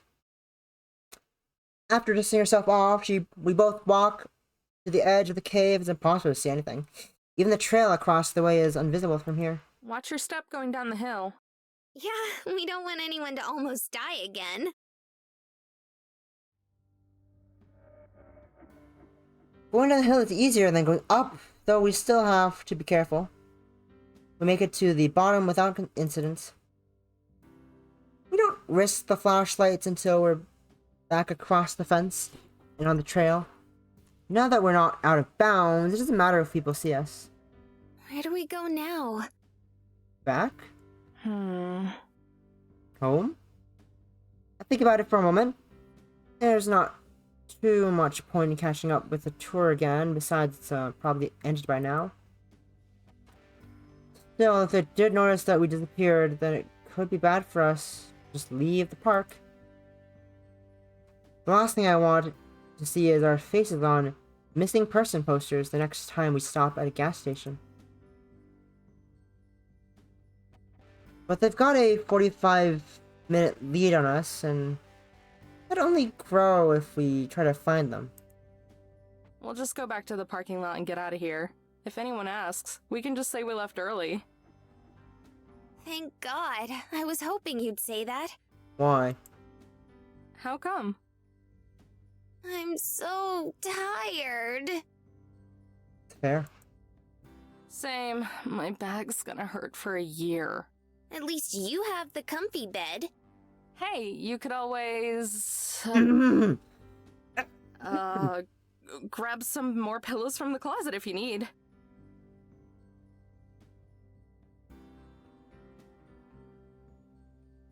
Yeah. There are more? Yeah. Oh yeah. Gramps liked to have a zillion pillows when he slept. Oh. She sounds let down. Oops, maybe I shouldn't have made that connection there. Don't worry. They weren't like his special pillows or anything. You can use them. All right. Damn, she really starts to worry when I mentioned him. Guess there's good reason for that. But right now, though, the thought is a familiar jab of sadness. I'm not about to break down. I'm doing okay for now. We're quite the rest of the way down the trail, though, without having to stick to the slow pace of a guided tour. It's actually a quick walk. There aren't any other hikers out, which surprises me. It's dark, but not that late. As we reach the parking lot, it seems like we had the perfect timing. Or maybe perfectly awful. Slipping out of a trailhead on the other side is the tour group that we were briefly part of. I recognize the tour guide as well Oh, as... there you girls are.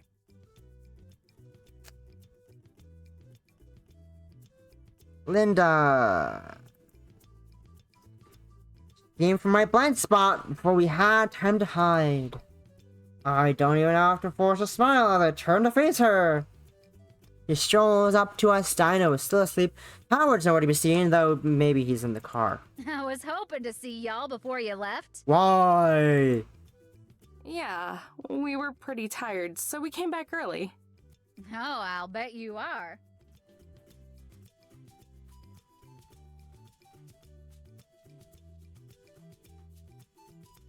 She winks at me as if she's in on the joke. Problem is, I don't know what the joke's supposed to be. What do you mean? Don't think I didn't notice you two running off now. Figured you were, you know. She laughs and shakes her head. I think that's good, though.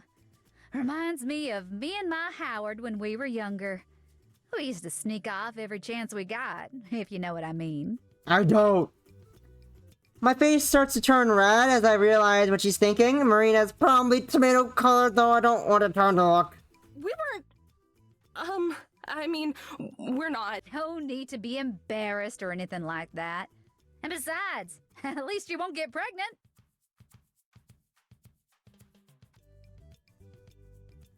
Are you sure about that? She laughs heartily, the baby on her chest bouncing with the motion. Sorry, though. I'm getting to be a bit too nosy for my own good. Y'all girls be safe out there. It was nice to get to know you.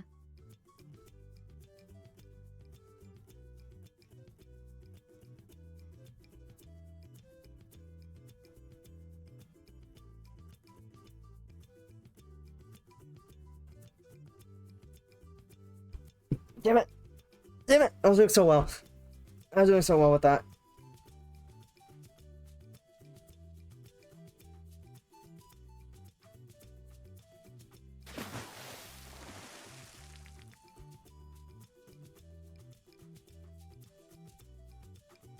And I'm gone, except not really, because it resets me back up there.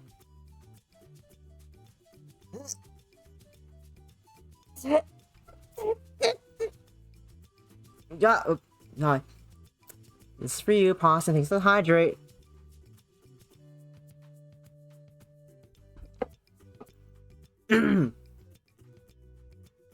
Anyways. She grabbed my hands from my side and pumps it in a vigorous handshake. Then to the same not Marina, to Lacey. Neither of us react, still dumbfounded.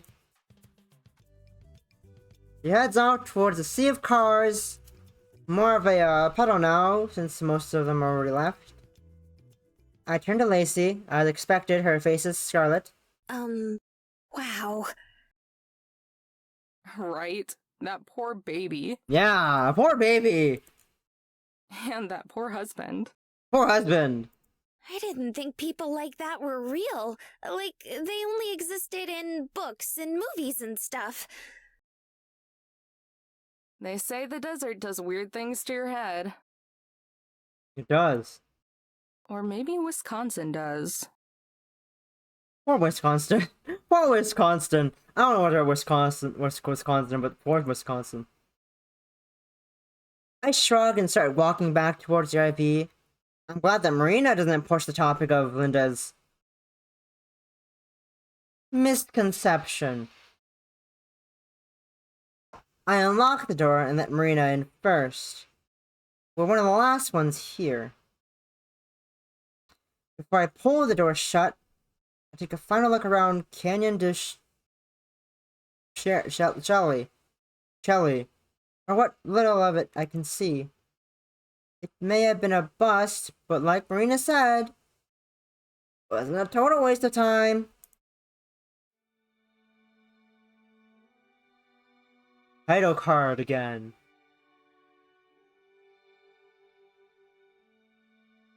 Why the title card again?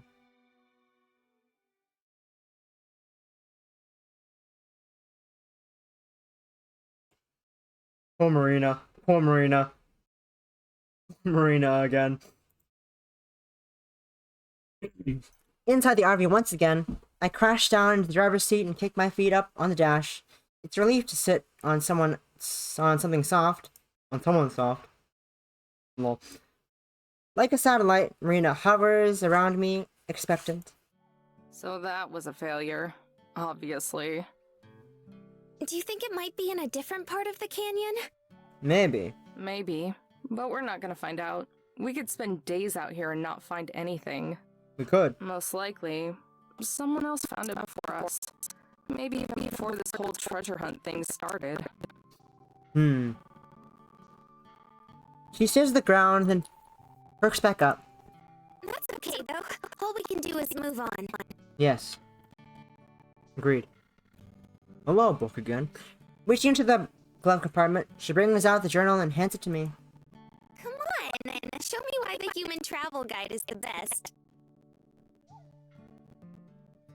I look at her for a moment, and with a smile, I take it from her. Sure thing.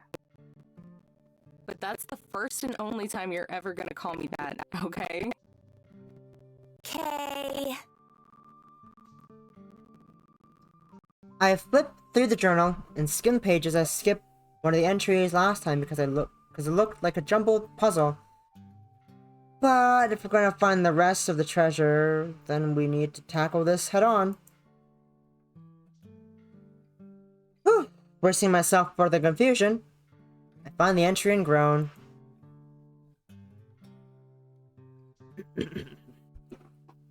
I write you on today, not from my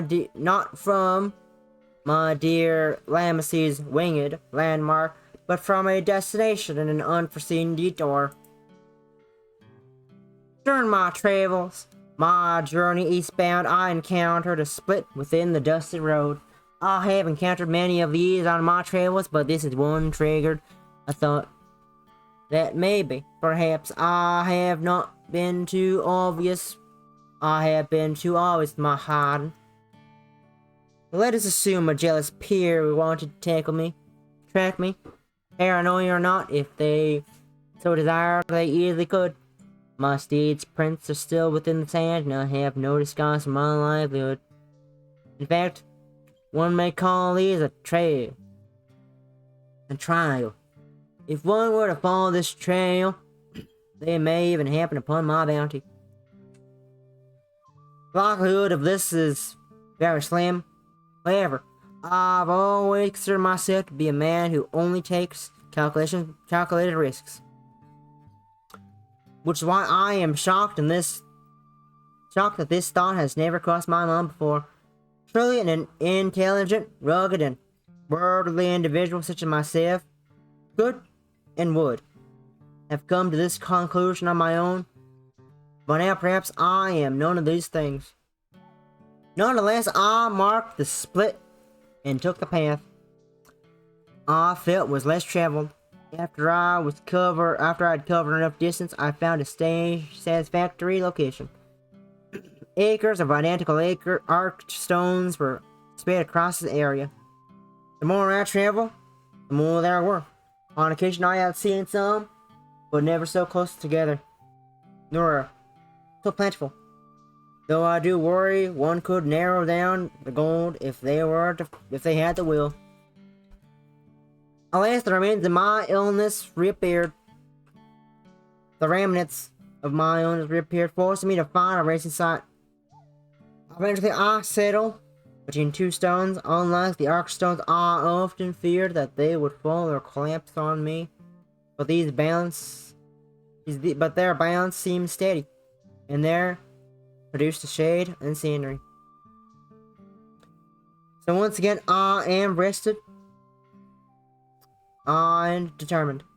While this detour took precious time away from me, I very much feel it was worth the security it provided. Even if it wasn't unnecessary.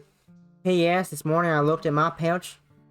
It would appear as if I have enough going for one last burial. Lamessy's landmark seemed more than proper for this. Oh no. Oh no? Does that mean you don't know where it's at? The opposite.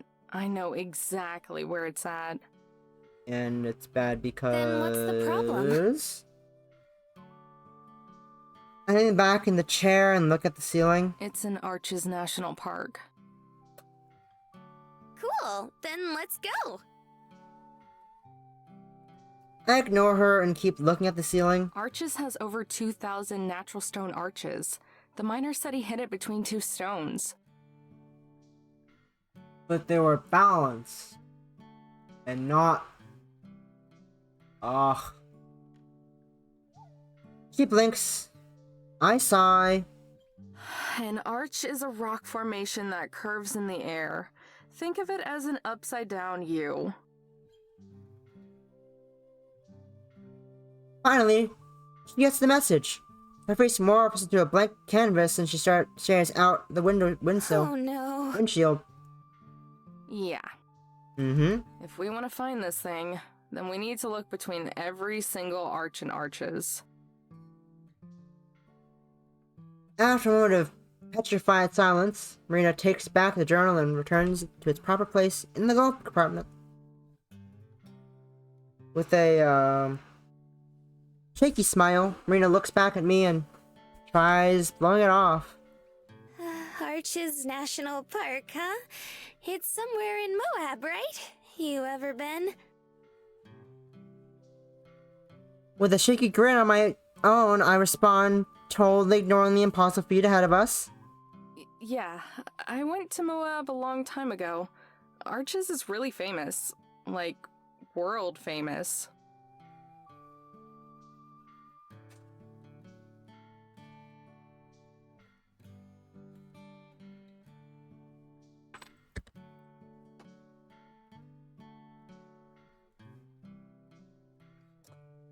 We're both, sweating, staring at the long road ahead of us.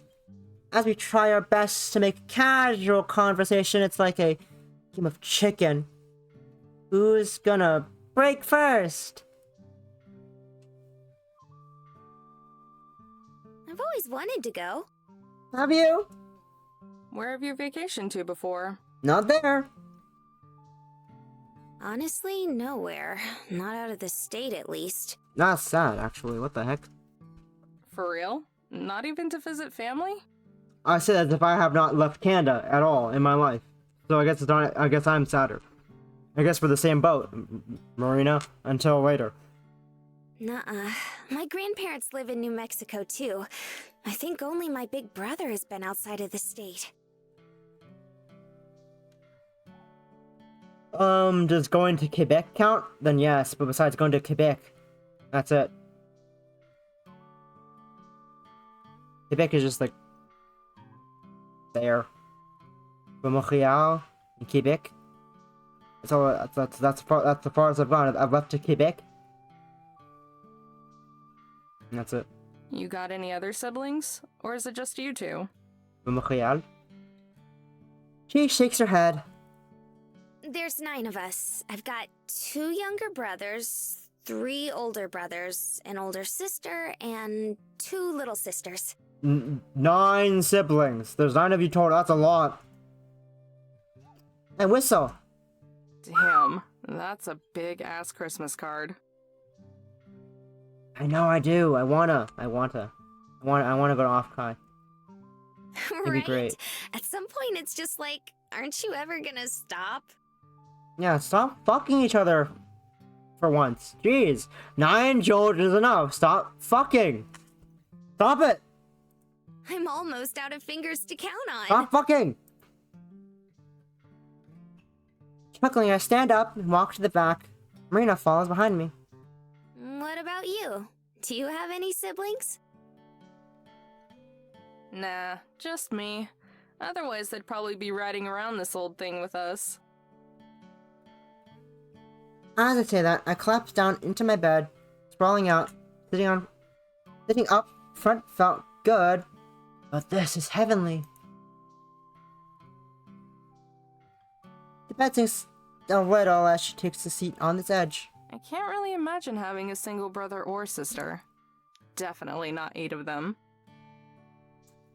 But I guess they don't all live at home. Actually? They do. You're kidding. What the fuck? Only one of my brothers has moved out. It's the worst. Like, you have to make a reservation to take a shower. Bruh. No wonder you ran away. That sounds painful. Pretty much. As soon as I finished school, I was just like, okay, time to get out of here. How long ago was that? Just a couple months. 2-ish. What'd you major in? Huh? Huh? Like, what'd you get your degree in? Oh, not college. High school. I just finished high school. Huh.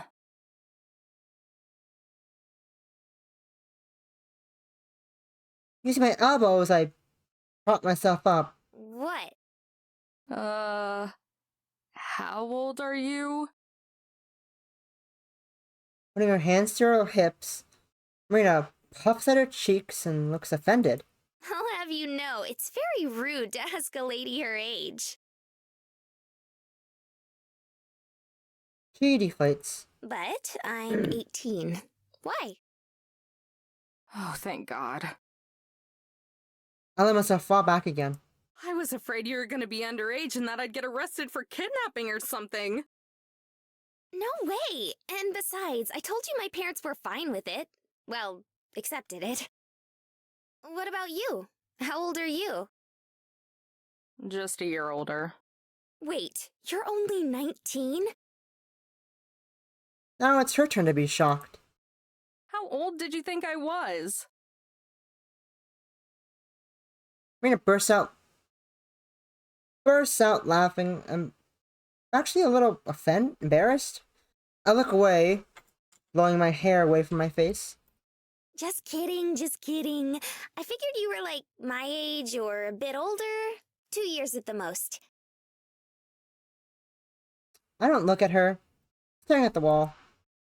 Oh, come on, don't be mad. I was just playing. Were you, though? All of a sudden, she sounds seriously regretful. I want to mess with her, but the puppy dog look she gives me over her shoulder is too hard to resist. Sorry, what? My hearing must be getting bad at my old age. She throws a pillow at me from the bed beside her, and I reflect it with my arm. Good save, Granny. Bruh. Now she leans back, too, staring up at the ceiling. Her hair spreads across my leg, but don't move it. Cute, that's pretty gay. Let me see it. Then I realized that all the worry and nervousness we had from 8 arches is gone. Somewhere along the line, we just forgot about it. Huh. I don't know when we reached the point in our relationship when we can be comfortable being this close to each other. But I'm glad we have. Maybe, just maybe, I'm enjoying the closeness a little too much. It's been a long time since I've dated someone. Gramps' health made having a girlfriend impossible. Isn't time for anyone else. Hell, I hardly had time for myself. Not that I cared.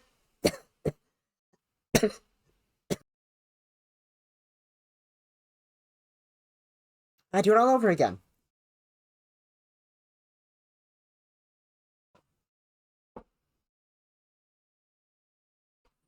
Still, it's nice having someone talk to, so it's not just me and my thoughts.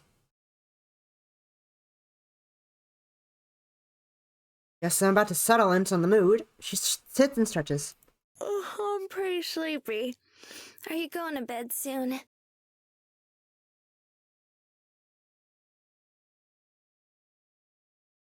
Dying in the background, they're great. Nah, I took a nap earlier, so I'm good. It's only a few hours to Moab, so I'll drive us there tonight. Moab, huh? Moab. Well, yeah. Moab. Something wrong? What's wrong? No, I was just kind of wondering. What? He trails off. Wondering... How far away is the Grand Canyon? From here? I don't know, 3 or 4 hours? But it's in the total opposite direction that we're going. Oh, okay. The crestfallen look on her face should be illegal. Sorry, I should have looked at the map before I asked. Smiling, she turns and heads for bed. Disappointment clinging to her like perfume. Night, Amber. Good night. Leaning against my pillow, I watch as she slowly trots off to the back. Come on now, I'm not that heartless. Wait a sec. She freezes mid-step. I guess since I was gonna drive all night anyway, we can make a detour. A pretty big detour, too. So don't blame me if all the treasure is gone by the time we're done.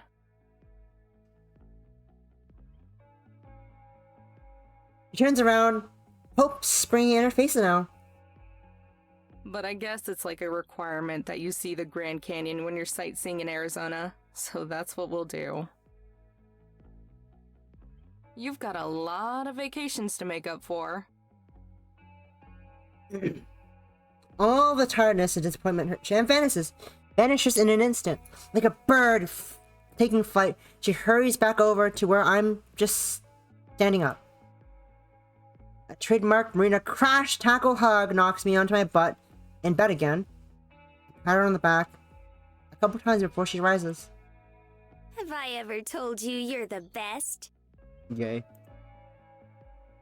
That's pretty Probably, gay. but don't you forget it. I couldn't if I tried. Goof. Yay. I love them. I poke her in the belly. Yay. As I make my way up to the front again. Grab me an energy drink from the fridge, will ya? Seatbelt. Why? Fine. But why? When she sits down in the passenger seat, she has 2 cans of energy drink. Thought you were going to bed. No way! I'm too excited now. I'll keep you company on the drive. 1 hour later, she's passed out on the fucking dashboard. Plus, it's only like 8 o'clock, isn't it? Beats me. Sounds right. Oh, do we have a clock? Looks at the radio that doesn't exist. I pop open the towel of my drink and take a long draught. It tastes awful, but it wakes me up like nothing else. I guess the marker cut out sweetness and nice flavors for some stimulants. To drink it faster, I hold my breath to hide the taste and chug. Gasping, I crumple the empty can and toss it into a trash bin.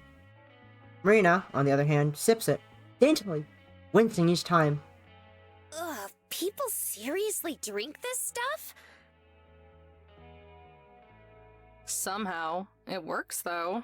It's pretty much the strongest stuff you can get without a prescription. Taking another sip, Marina retches and sticks her tongue out. Bleh. She reminds me of a cat, with fur stuck in her tongue. She sets the can in the cup holder beside me. Do you want mine? I can't drink this.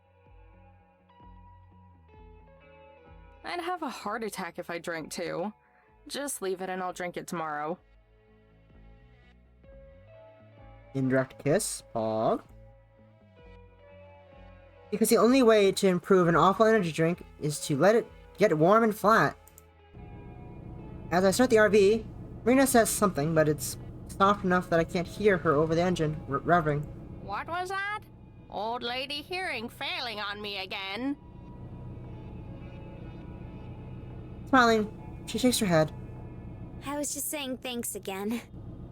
Don't thank me yet. I could fall asleep at the wheel and kill us both.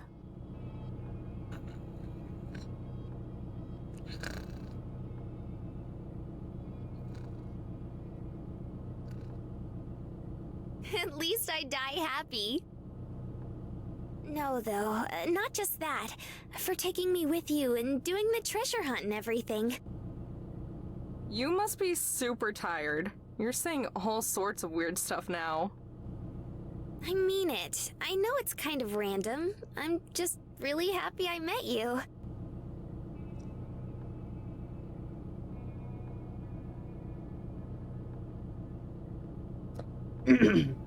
After a moment of blushing, I laugh a little under my breath. Yeah, me too.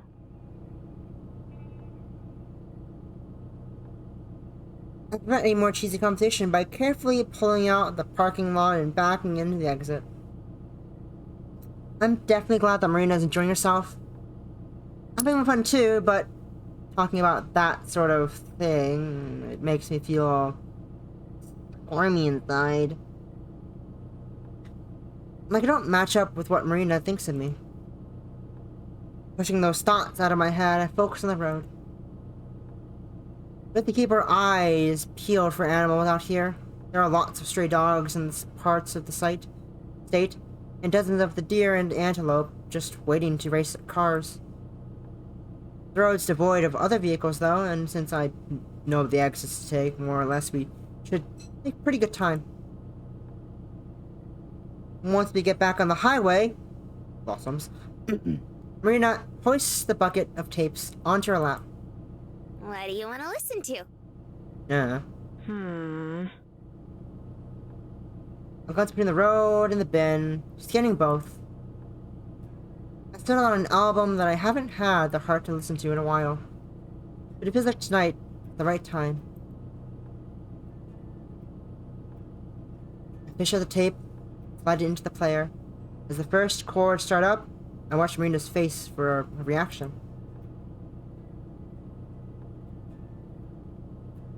It won't have the same sentimental value to her, but I know it's an emotional album in general.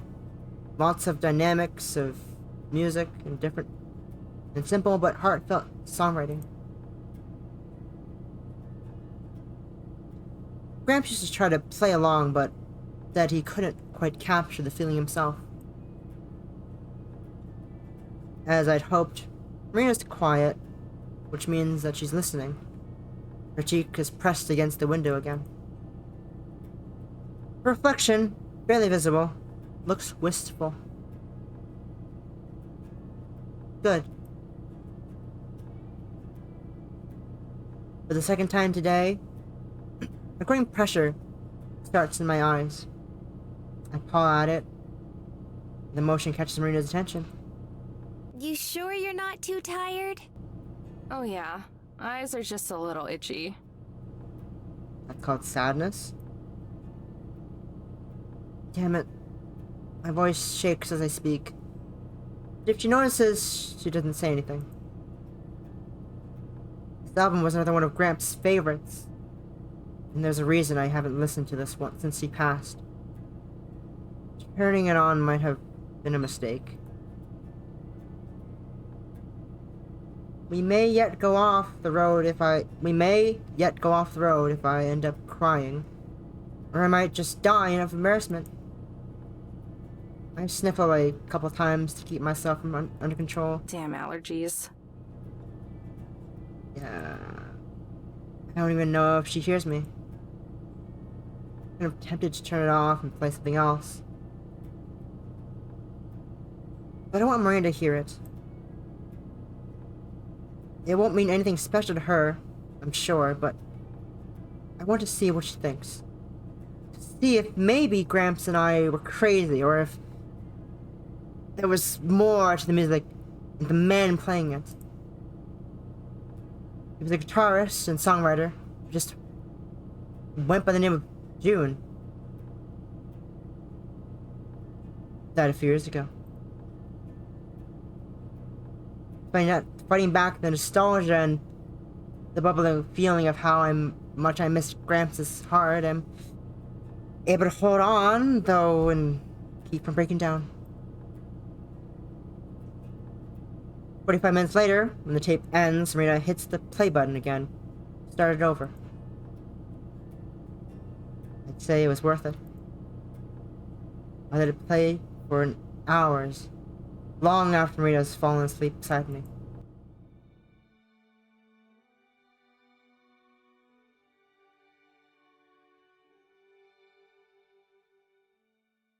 Everything aches. It takes me a long, lazy minute to remember why I'm sitting here, forehead plastered on the steering wheel, rather than in my bed. I drove all through the night to get us to the Grand Canyon, arriving at South Rim right around the time that I couldn't keep my eyes open any longer. We're in a campsite, apparently. don't remember anything past checking the park's edge and paying the entry fee. I probably shouldn't have been driving, but we made it here alright. A sour taste pervades my mouth, courtesy of the empty energy can at my side. I groan as I clamber up and head to brush my teeth. When I exit the bathroom, Marina is waiting in the front, all dressed and ready to go. Good morning! Morning. Rising shine Earth sign. I'm still too sleepy to match her enthusiasm. Undeterred, she comes forth and presses a mug in my hands. I made you some coffee, Thank you. but it was a couple of hours ago, so it's kinda cold now. Better than nothing. Thanks. It's all so brewed, too weak. But I don't tell her that. I drain my cup in seconds and then pour myself another. That's almost finished in a few long gulps. You really like coffee, huh? I guess. I guess. I think I'm just addicted. Yeah. You don't even put any cream or sugar in it, right? Yeah. Nope. I always drink it black. Yeah. She wrinkles her nose in disgust. I can't stand the taste. Yeah, it's an acquired taste. I noticed. Have you gone and looked around yet? There are dozens, if not hundreds of people milling around, and that's just what I can see from here. Most likely treasure hunters. Look around. Without you? Aww. Yeah. It's what? Noon? Cute. Almost, but I didn't want to leave without you. That's gay. That's sweet of her. What if I got lost? You're like my map. Maybe not. Besides, it's boring to go look around by myself. That's fair. You think? I used to do it lots before we met up. It was nice to be alone and think. Her face falls. Seconds later, I realize my mistake and mentally kick myself. Not to say I don't like having you around.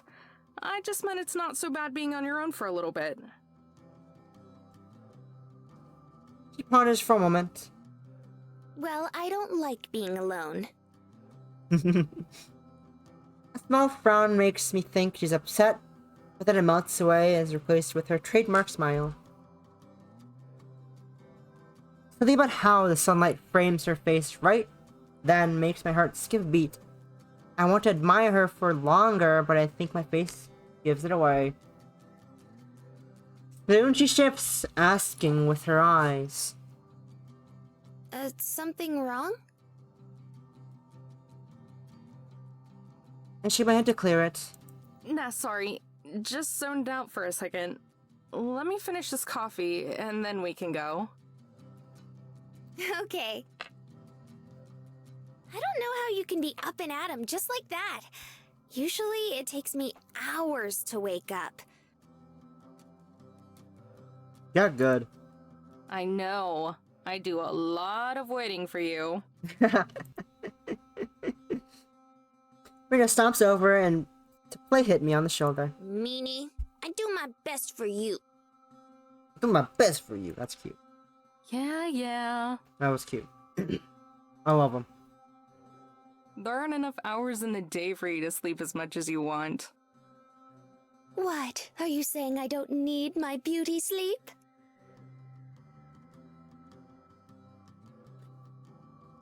She's just kidding, but I freeze. She is joking. Right? Amber? The dirty tone in her voice is gone. Yeah. Yeah. I croak out a response. Zone out again? Maybe. Something like that. Even I was surprised by how off guard that caught me. I can't read. It was just a simple joke. It was a little too relevant seconds after thinking about how pretty she looked. Looks. Present tense. I think stop being so weird sometimes. Or that'll scare her off more than her finding out that I might... maybe could possibly have a crush on her. Maybe you just need more coffee. Maybe I do. Probably. Her grin gets huge. You need as much coffee as I do sleep. See? We're even. I laugh as I pour myself a third cup, tilting the pot to get the dredge. Maybe you're right. Dregs. Dregs. She prances back to the front door, nose held in the air like she's won some great victory. I catch her peeking back to see if I'm watching, so I make a big show of rolling my eyes. She sticks her tongue out in return. When I set my cup down on the sink, Marina throws the door open and waits for me to step out. Having been mostly asleep and in the dark, it looks like I did an okay job parking. By which I mean, we're actually in one of the designated camping spaces. That's more than I can say for a lot of the others here. Look at that one over there. Look at that one right there. You see that one right there? That's not where my RV's supposed to go. Or that one over there. Can you even see my cursor? Can't see the cursor, can you? Probably can't. You can. Good. Alright, let me just check. Yeah. Yeah. Like, this one is a regulation. That's not where you're supposed to park your RV. Or this one over here. RVs don't go here. Tents cover nearly every patch of the land that doesn't have an RV on it. Some even coming right up against the road itself, causing the few cars that pass by to have to have the huge hug the edge, hug the edge. Words.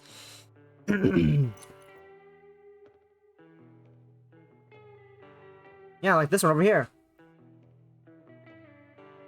And this one.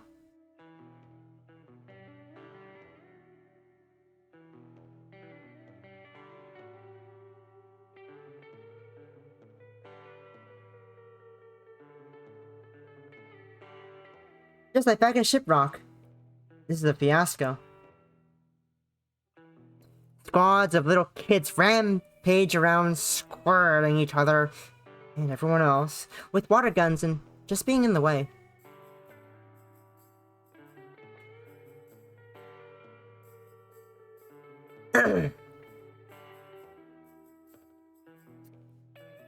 One little brat runs up to us and holds up his squirt gun like he's going to shoot me. But the death glare I give him sends him running back in the other direction. I'm gonna quickly dehydrate and get more water. So we'll be right back. Video mode, BRB, transfer, mute.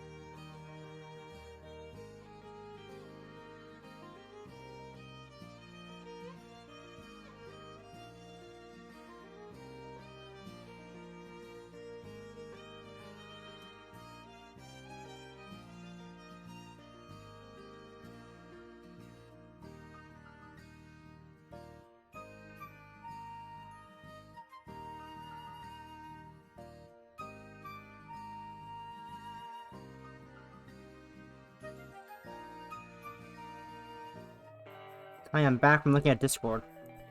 Checking at Discord stuff. As you do. On your off time. You look at Discord while after you dehydrate and get water. Not a fan of kids? I guess not. Kids suck. Not the Final rotten hydrate. ones. Final hydrate.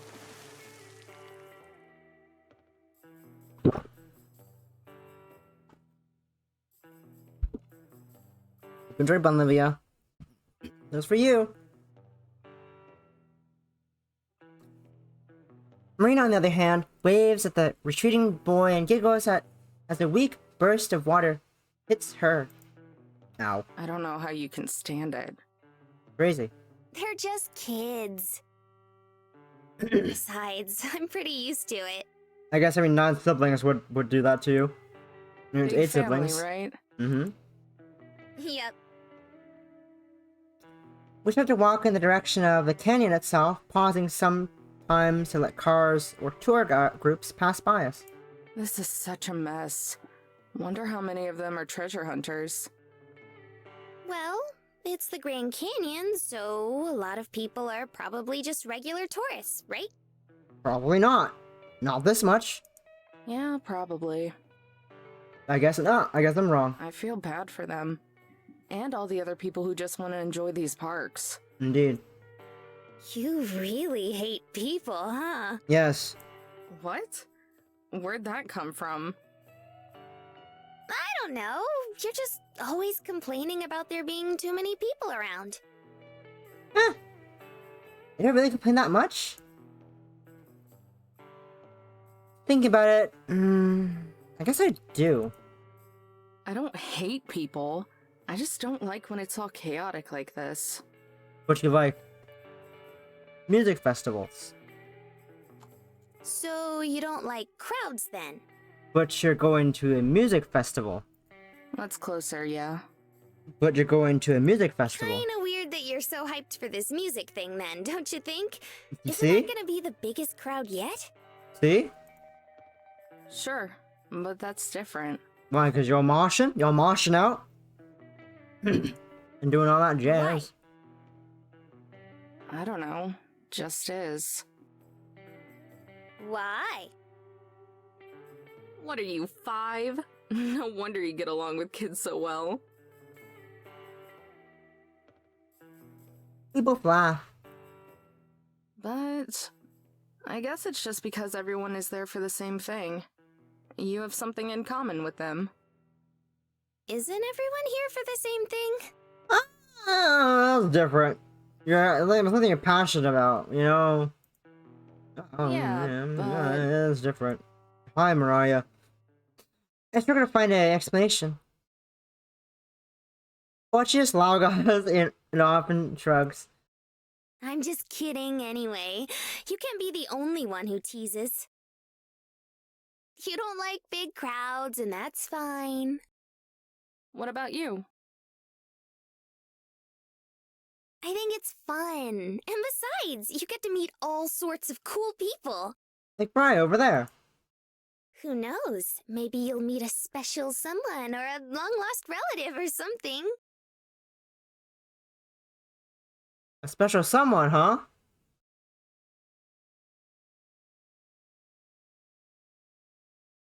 Why do you like that, Amber?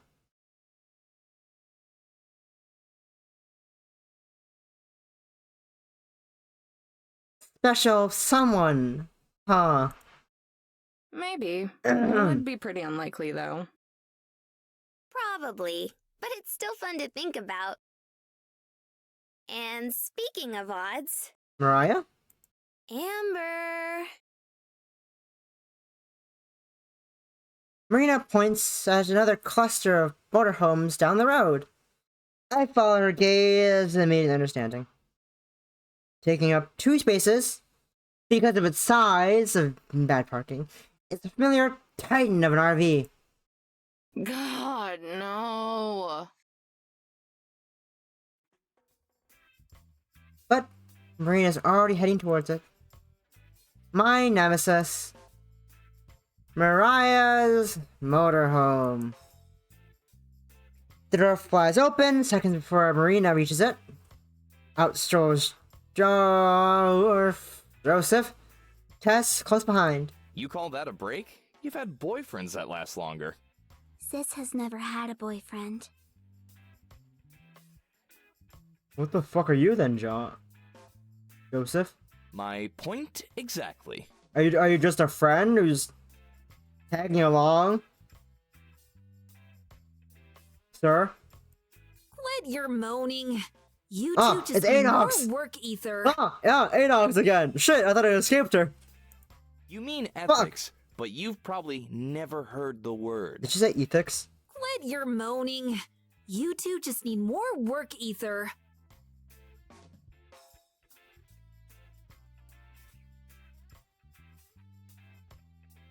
Work? Ether. You mean ethics, but you've probably... Mariah appears in the doorway, leaning on her shovel. I can see her about to retort, but then she spots either me or Marina, and her glare is replaced with a smug grin. Well, well, well. Look who finally caught up. We're actually here for recreational use of it. We're actually just for fun, for recreational reasons. Hey guys! We're here for recreational reasons, actually. Oh. What's up? Hey there, ladies. Hey, Joseph. I sigh and speed up my glacial pace as we get this over with.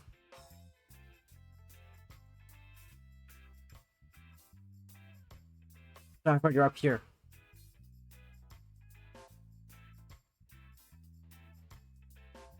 I thought you're up here for a minute there, because I looked down where chat is on my side, but I chat's up here. Well, I'm watching you, Possum. I'm watching you. Mariah picks up a crate of tools from behind her and carries them out before shoving the crate into Josh's hands. Joseph. His knees buckle out the weight, and he sets it on the ground. Did you follow our dust all the way here? We're here for fun, actually. I wish we'd seen it so we could have stayed away. Maybe you should go now and get a head start on the next piece before we find the one here. Huh? She chuckles, she clutches her shovel like a sword and points it at me. Unless you're gonna fight us for this one too. With what? I raise my hands in surrender. We already had one bust at Canyon Duché. This one's all yours to screw up. The shovel drops a couple inches, either as a response or because her arms are getting sore. Canyon de Shay? But there's only one Grand Canyon.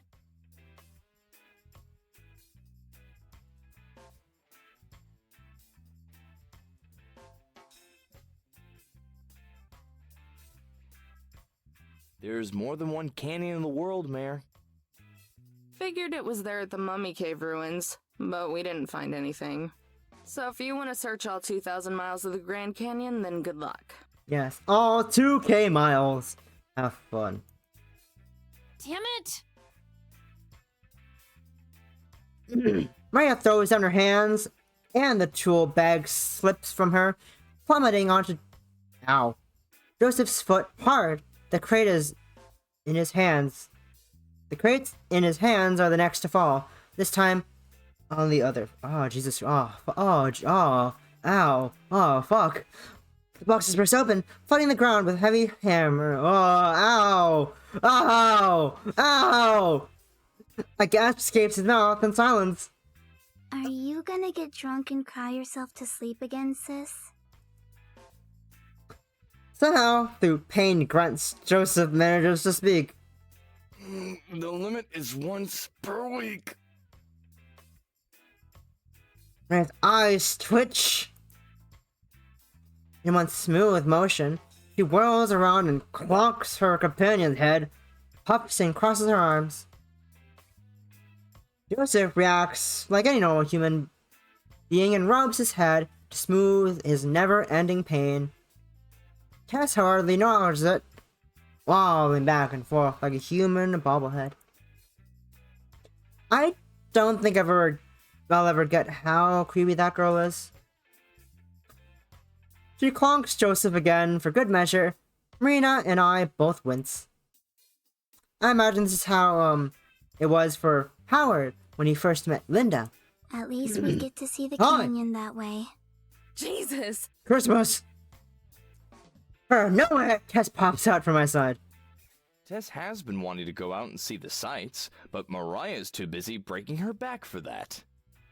Big sisters are bossy, huh?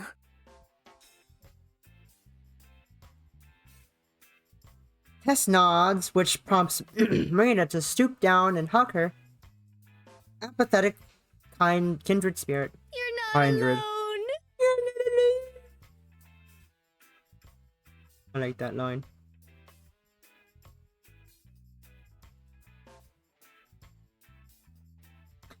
Marina looks up at me, eyes big. Can we keep her? She's so cute!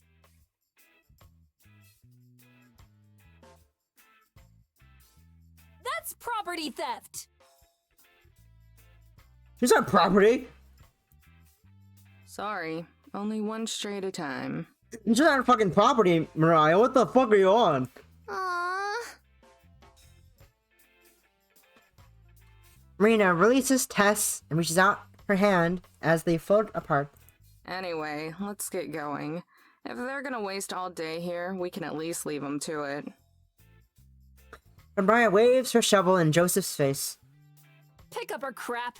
We gotta rethink our strategy. Yeah. You have fun, man. Crap? Yes. This crap. You mean the one that you made me drop? Cause you, fucking... What'd you do again?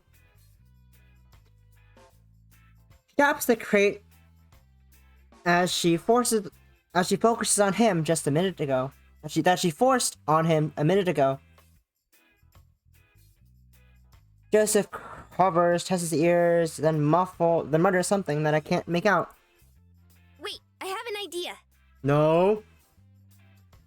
Four pairs of eyes. 4 pairs of eyes turn to look at her.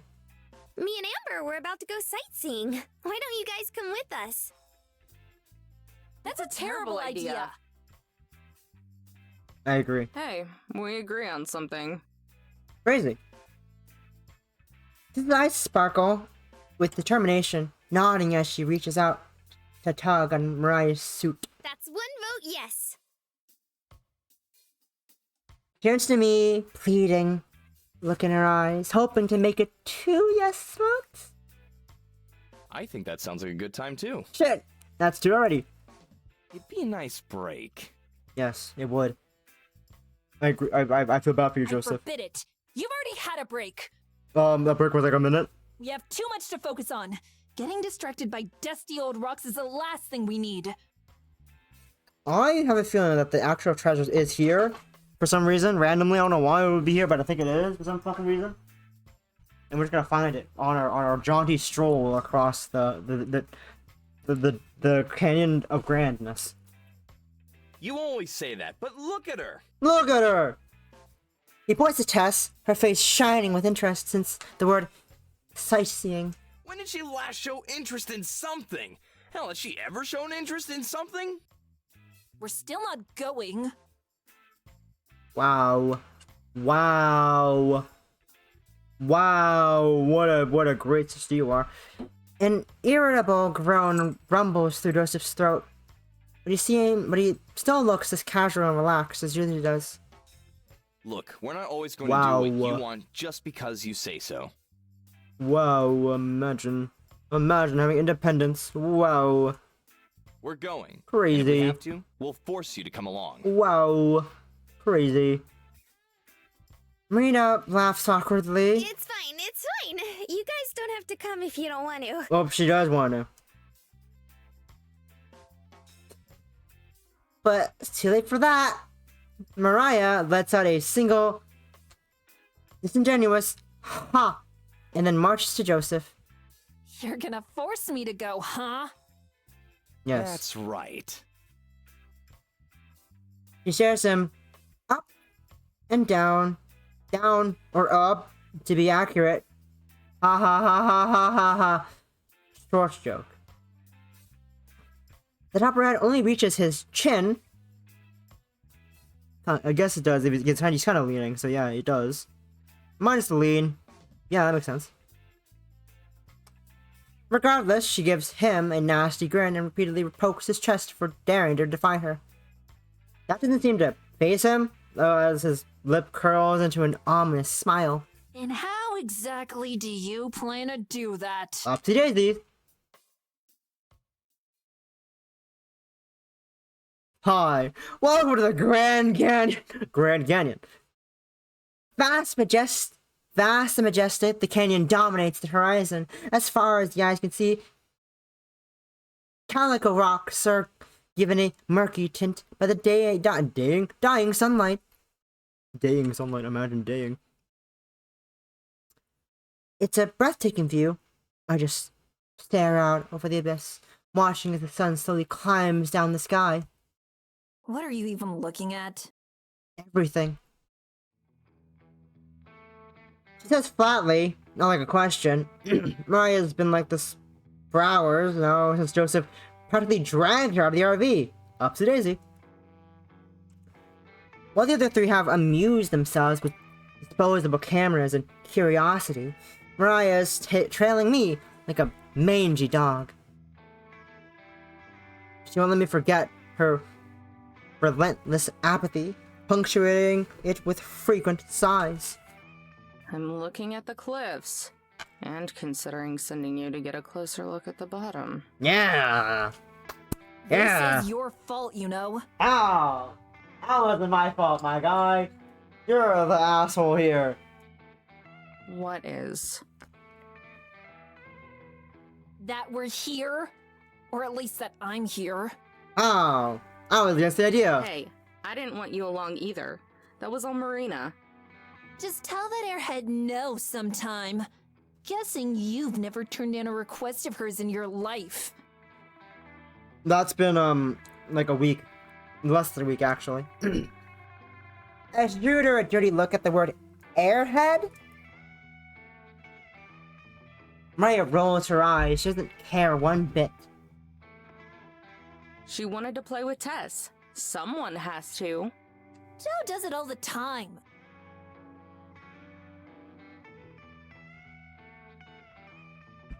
Her ability to miss the point is actually kind of impressive. Besides, you should see the look I get if I try to stop her from something. maybe I can't say no. That's Be gay. more like me. Mental fortitude and training. It's called being gay, Mariah. Give it a try. It's almost breaking down when someone threatens to take away the key to your liquor cabinet, part of that mental fortitude and training. Ah, that's what he did. He clicks her tongue in annoyance and grumbles. I could have still said no. I was Did just you? doing it for Tess. Oh, sure you were. I turned my attention over to the impromptu photo shoot again. Both the girls climb on the rocks and lean against the railing to take pictures. Joseph trails close behind, probably to make sure nobody slips. Sometimes he's pulled in for a picture too. That's cute. That's good to know. Marina's taking pictures to just about everything. The sky, the ground, the pouting Mariah as like photography. She's not very picky. Tess, on the other hand, seems to have an actual knack for it. She's taking pictures of scenic valleys and close-ups of beautiful desert flowers in full bloom, usually with Joseph as the model.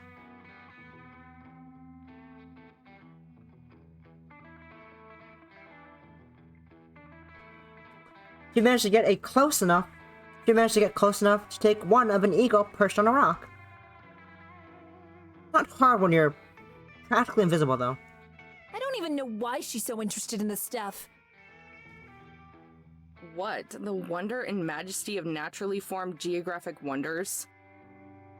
That's a fancy way of saying overgrown rocks. They don't grow? Who cares? Shouldn't you be glad that she is? Why? I'd prefer if she cared about something that matters. It matters to her. You're a horrible sister, what the fuck? Like getting rich? Exactly. It's Americana this, sightseeing that. What the hell even is Americana? American? Don't mess with Texas shirts and old rocking chairs that some hicks farted on. Do you ever listen to yourself talk? Just be happy she's interested in culture and expanding her horizons. Culture? Our favorite foods are bastardized versions of foreign cuisine. I wonder why. You live in a fucking motorhome. Culture's a sham. You live in a motorhome. What are you gonna get, like, premium? You're gonna find fucking 3 Michelin star goddamn shit. It's 5. I think 5 is the max. I don't remember. But like Michelin star food and RVs. When I was her age, I was interested in things that actually mattered. Like treasure. That sounds sad. Years later, and nothing's changed. That sounds sad. Sure. Since the other girls are taking a break, Joseph has joined us. They want to take some pictures with you. Me? Pog. My sister protests, but Josh cuts her off. Your sister wanted me to ask. Her mouth shuts. She rolls her eyes yet again. Fine. She knocks over to where they are, kicking up clouds of dust with each heavy step. Sorry if she's causing you trouble. She can be a bit of a handful. A bit? Of a handful, you say? I know it's hard to believe, but there's a good heart in there. Somewhere. We're just gonna find it. Maybe the true treasure that for Maya was her fucking heart. She'd probably sell it for $1 if she could. Probably. Joseph laughs heartily. You might be right. That's just how she is, I guess. Been that way since we were kids. It's hard to imagine someone could not only know Mariah as a child, but want to maintain a friendship with her for the rest of their lives. Come to think of it, Joseph's a bit of an odd case compared to the other two. Odd just because he is so normal. Hey, can I ask you something? Shoot. Do you care about the treasure?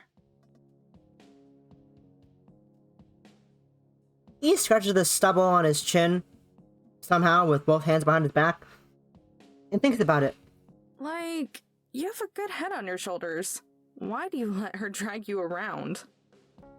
Why do you let Marina drag you around? Well, it's not that I don't care about the treasure. Being rich doesn't sound like a bad gig at all. Taxes? But I wouldn't say I have a good head on my shoulders either. If Really? it came down to treasure hunting or kicking back on a couch all day, I'd pick the couch. That's pretty normal, I'd say. That's pretty good head on your shoulder. Figures. Hey, lounging is fun.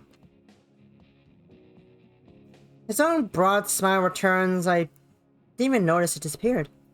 But Neither as did for I. them, one of them needs someone to look out for her, and the other is 10. Yeah, that's right.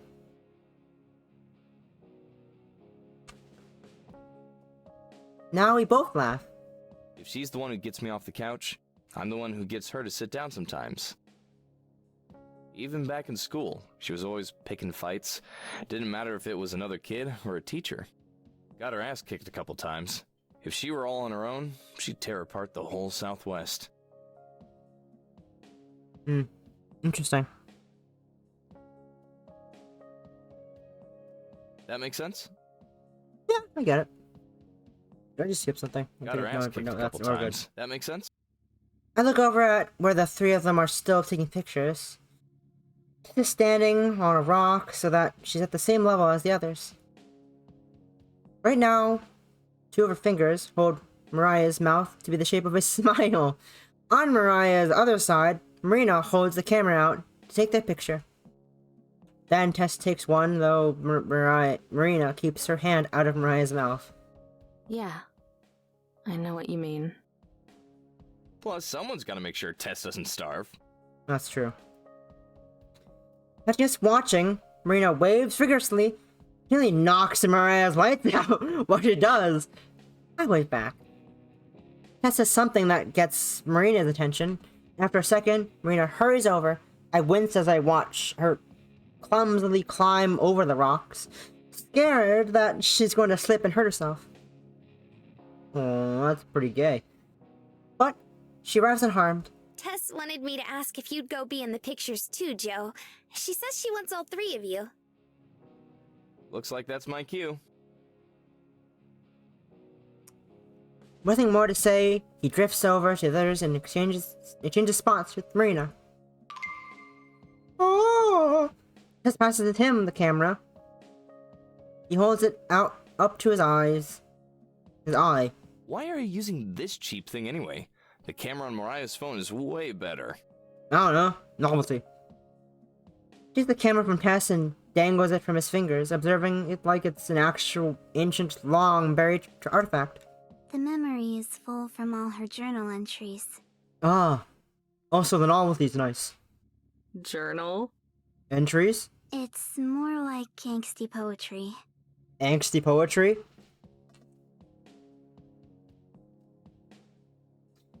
Mariah turns towards me, panic and fury in her eyes, or as Brat would say, fury, because no one of us can read. But she's too slow. How did that one go again? Oh yeah. Rivers of amber pour from my body like tears, forever sweeping El Dorado beyond my grasp. Mariah slouches. I hate you both. Aw, but we love you, Mariah. Tess clings to her sister's waist like a magnet, showing all her affection. It gets ignored. Now squeeze in. I'm not sure how we're all gonna fit. You know, we could take the picture for you. We're just standing here. Watch for a moment before I tap Marina on the shoulder. That should keep them busy for a while. Quick! While they're distracted! Huh? What? I grab Marina's hand and dash off, dragging her behind me. Her feet have trouble keeping up, but I don't slow down. I don't look back. Just keep running! Amber, where are we going? Yes.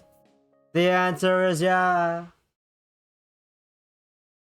We wander around for a while until we find another viewpoint.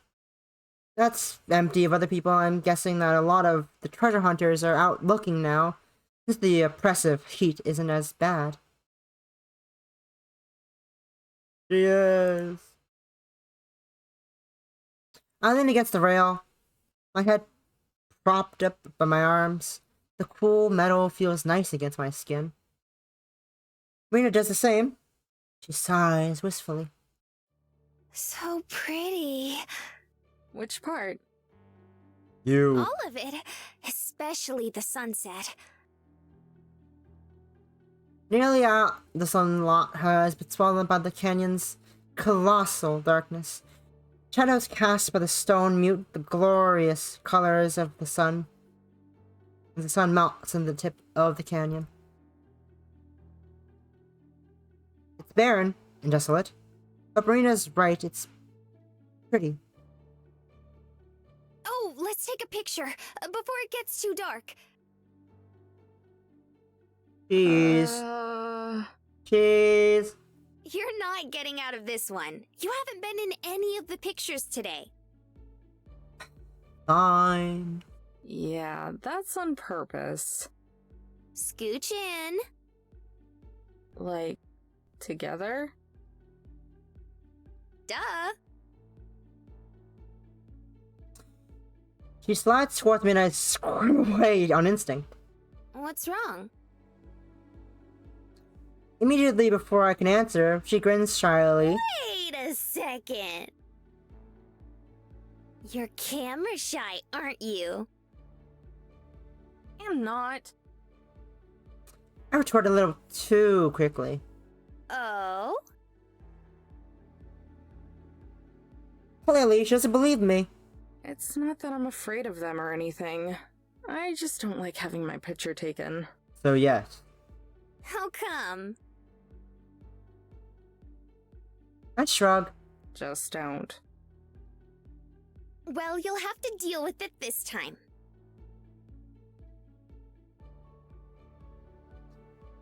She dips over before I can react.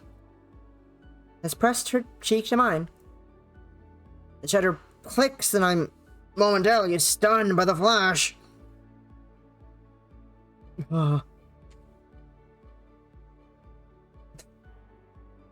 Before I can protest or enjoy the closeness, she's already pulled away and is checking the results. It's cute, look! Show me. She has the camera into my face, but it's too close for the screen is so small I can't actually see the photo. I just nod. Can't wait to get these developed. Yeah, you do that. Turning to me, Marina pauses. How do you get photos developed anyway?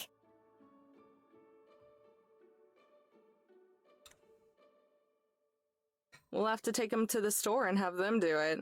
Most big supermarkets can. Not anymore. Okay, first thing tomorrow then. Sure. I miss the days when there were fucking weird photo contraptions for your disposable camera reels. I have a very vague memory of what they looked like. But those were the days. You go to your local store, get your photos developed, because you can't do it yourself. You don't have a dark room. You don't have the ability to develop your own photos. Good old days. Like Hummingbird, Marina darts forward and gives me a tight hug. Thanks for coming out here. It's been so amazing. I hope it was worth it. Looking down at her, pressed against me. Yeah, it was.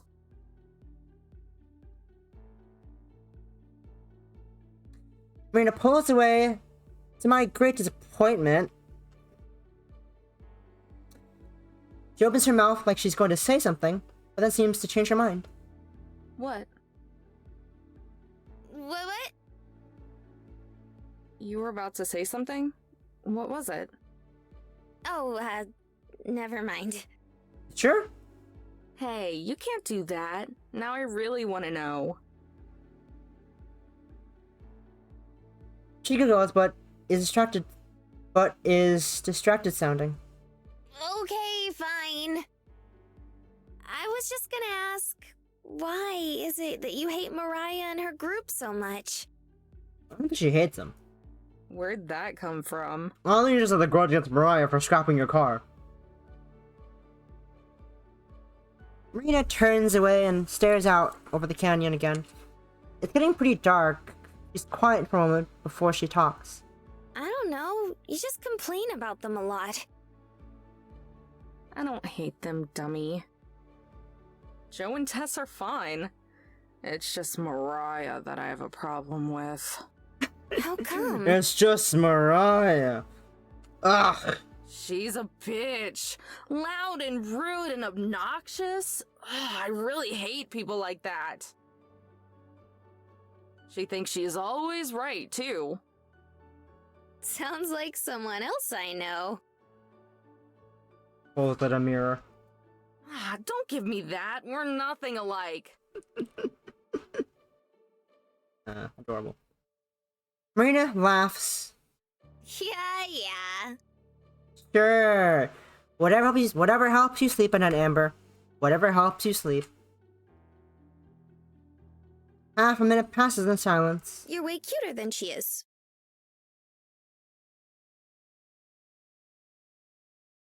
Time stops. So does my heart.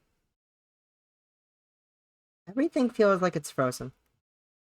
I look over at Marina, but she's looking at the canyon. Not me.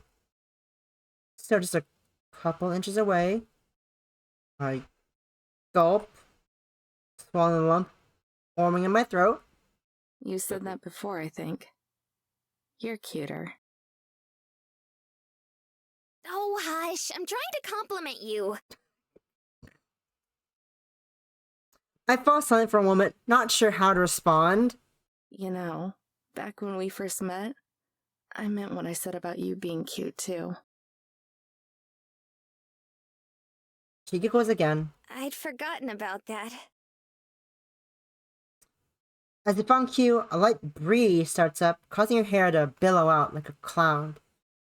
Her side tail, hastily bound, looks like as if it might come undone. Finally, she turns to look at me, her eyes wide and lips glistening. My palms are dry and my knees are trembling. Gulping yet again, I cross the short distance between us in a half step, leaning in. There you are! Oh! Mariah!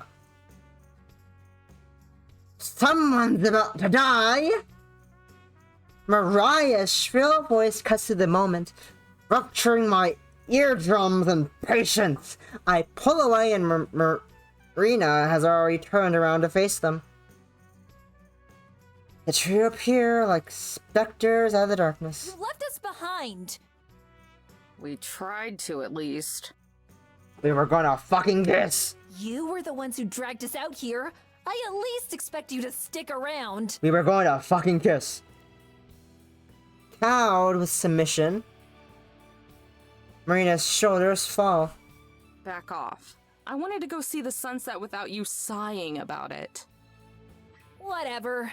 It was a waste of time either way. Come on, we're going back. Marina lopes off down the path at a brisk pace. Marina and Tess are back to photographing anything and everything.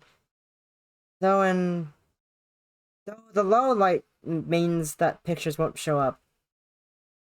Joseph and I trail behind at the end of the party. How was the sunset? It was pretty. Sighing, I pull ahead. Right now, even Joseph seems like a little too much. It was okay. We found a better sight than the sunset. A way prettier sight than the sunset. But Mard had to ruin the moment. The campsite has cleared out a lot since we set out this morning. It's still pretty full. At least it's not claustrophobic anymore. A few campfires illuminate people that are left behind, plus the smoke keeps the bugs away. All 5 of us huddle outside my RV. The goodbyes are taking a while since Marina has to hug everyone at least twice. Oh god. Then she says something to reignite the conversation. The whole process starts over. Finally, I grab the door handle to signal that we're about done. Marina automatically begins the final round of hugs. So, what's next for you guys? Maybe not. Back to poring over the journal to see what we can find. Once we locate it, it's straight off to wherever. Okay. Joseph heaves a heavy sigh. No rest for the weary. Rest for the wicked. You don't get weary, Slacker. You get motivated. No, you got weary. And tired. Tired. Everything. Oh, you should put that on a shirt. That would probably sell. Would you buy one? Maybe? Nobody would. Are you sure? Then no. Damn. All of us, even Mariah, laughs a little. Finally, Joseph puts his arm around Tess and starts to lead them away. We'll get out of your hair for the night. Starting down the path, they walk towards their motorhome. Wait a sec. They freeze. Marina looks at me too, curious. Next piece is almost definitely at Arches, in Utah. I hear Marina gasp, though I don't see it. Joseph and Tess both look at Mariah. Their profile is barely visible from the flickering campfire in the distance. Mariah nods stiffly. Thanks. It's probably the first time she's ever said that word. With a wave of her hand, she turns and they finally leave. Marina and I both watch until they vanish out of sight. Then Marina squeals.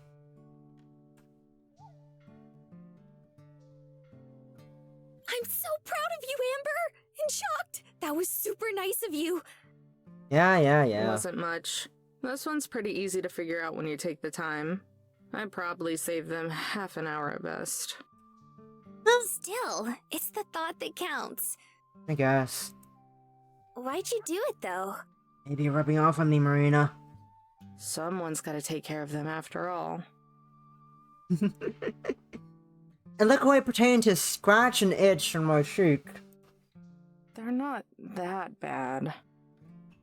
Yes, if you just get to know them a bit more, they're not that obnoxious. Oh, is it time for the iconic screenshot? We ended up spending the night in the department store parking lot. There are plenty of rest spots, but those are off the table permanently. Like usual, I woke up pretty early to get us on the road again. Even after waking up briefly, Marina passed back out until we were already in Moab. Moab is the quintessential outdoorsy town. It's built alongside the Colorado River, winding through a canyon. Even every other store sells rafting supplies or hiking gear or camping equipment. Even some of the houses are made to look like log cabins and other rustic architecture. I can see tall forested mountains from any part of the town, but it's nothing entirely out of the desert either. It's the time of morning where most people are on their way to work. There's a disgustingly large amount of traffic. It's obvious why. Shovels and pickaxes stick out of truck beds and cracked windows like porcupine quills. At a glance, I'd say 3/4 of the people contributing to our glacial pace are prospectors, which means I don't have any room to complain. After watching the next light change 3 times but still not reaching it myself, I sigh and pull into a nearby diner. At first I was just planning to grab some coffee and a bagel and something for when Marina wakes up. With her trademark perfect timing, I hear her climb out of bed right as I turn off the RV. we there? Is this Arch's? No, diner. She stumbles up to the front, still looking mostly asleep. I don't know how she can still be tired. She must have gotten 10 hours. Close. We're in Moab. Arches is still a few miles up the road.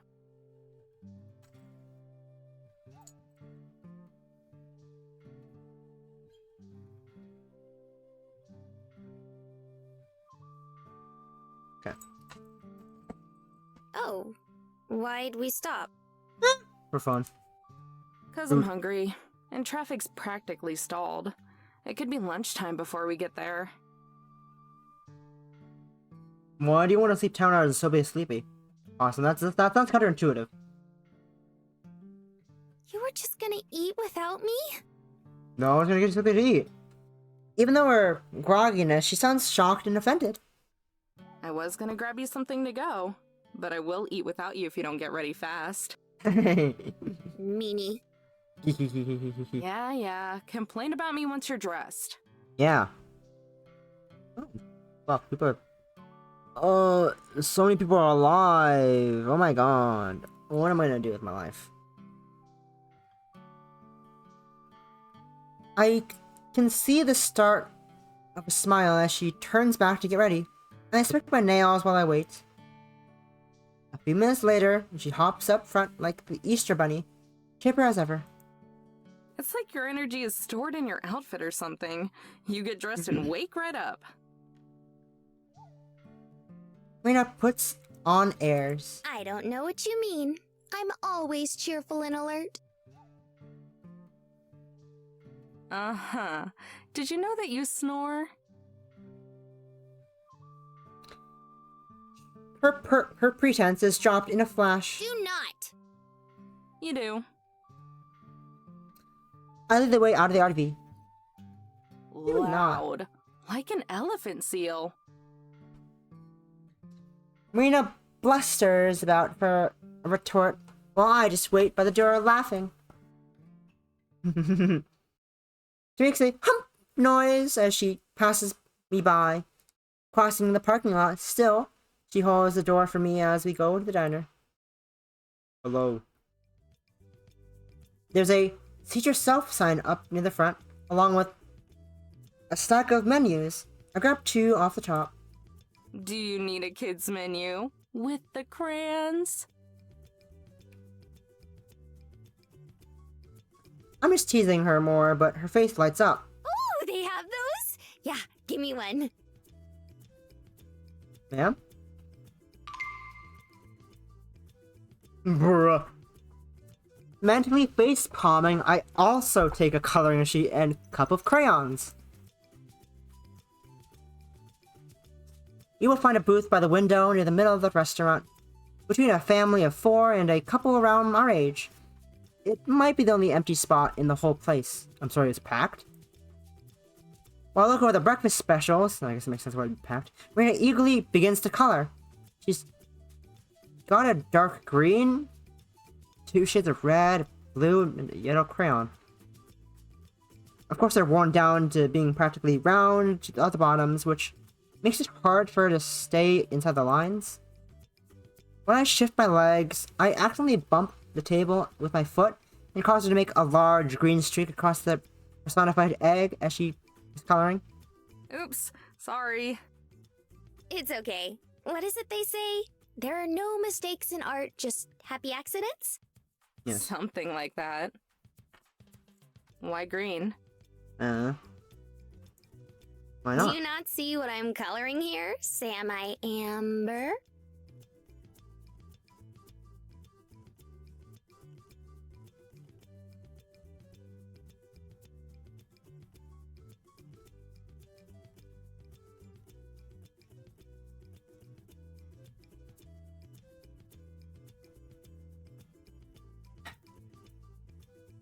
I groan aloud at her awful joke. I'm saved from more of them by the arrival of the same waitress who greeted us. Her white outfit is... The waitress? is stained with jelly and ketchup. And who knows what else. Can I get you girls something to drink? It's not the character looks like Audette. It's not Audette, damn it. No, I was hoping you'd be Audette. I'll some chocolate milk, please. Her already questionable maturity suffers yet another blow. With the crayon in her hand, I'm not sure it can stand to take any more hits. And for you? Coffee. Just Black. coffee. No cream or sugar. Thank you. Got it. When she walks away, I nudge Marina in with my foot. In her foot? Chocolate milk? Seriously? Are you 8? Teen. Mimicking my voice, Marina shakes her shoulders. Black coffee? Seriously, are you 40? Hey now, I like the taste of coffee itself. Yes. And I like the taste of milk itself, just with chocolate. That's not milk itself, that is chocolate milk. Make up your mind, please. You're a dork.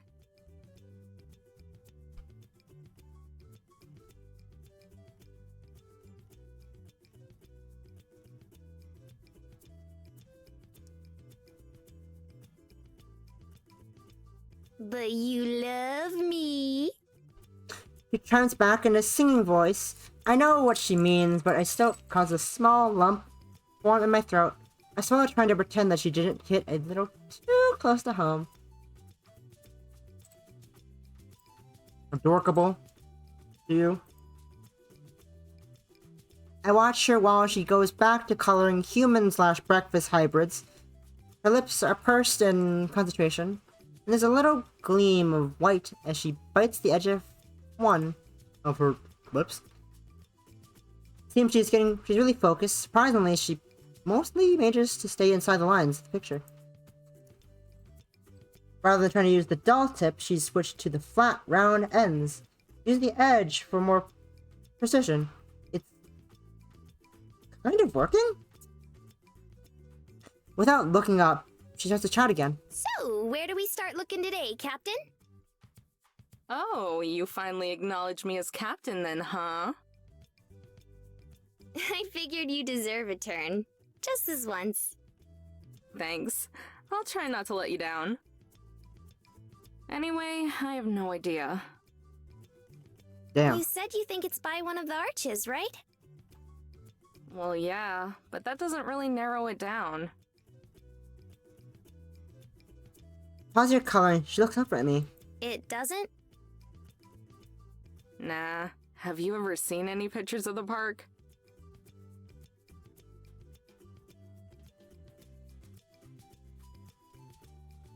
A couple, I guess. I don't know much about it, though. Well, they named the park after the arches since there were so many of them. Probably hundreds. Bro, that's a lot. Seriously? That's a lot. Yeah, some are more famous than others. Let's see. There's Windstone Arch and Double Arch. Those are some of the more famous ones. You've probably seen pictures of those, even if you don't know it. But there are a ton of lesser-known ones too, and for all we know, the treasure could be at one of them that doesn't even have a name. So we're screwed. I guess. Probably. But that doesn't mean we're giving up.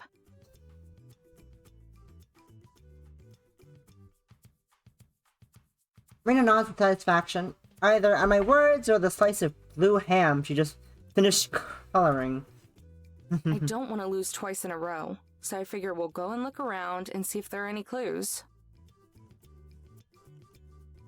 Maybe watch what other people are doing and thinking. Note 4. Oh, cool! I just got a gift sub. Fun.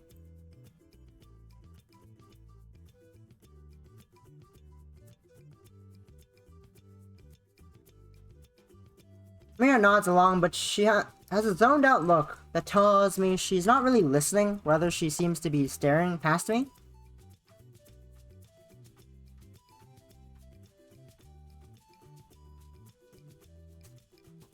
I turn trying to figure out what she might be attracting attention. There's nothing except for other groups eating. I make awkward eye contact with the old lady right beside us. I quickly faced forward. Hello? Inspecting the walls? My words seem to break the spell. Huh? You totally spaced out there. Good there? Oops, yeah. Sorry, I just started thinking. Hmm? Before I can ask her what about, our witches returns. Our drinks Wait, are balanced on a who- tray Huh? alongside a few other guests. Marina's chocolate milk comes in an enormous tin cup that's the size of my forearm. And there's an entire pot of coffee for me. Good morning, Aspen. Good morning, Miho, to you. Good. Okay. Rip. You caught me. You caught me slouching. Damn. Good job. Good catch. Nice catch. Damn, bro.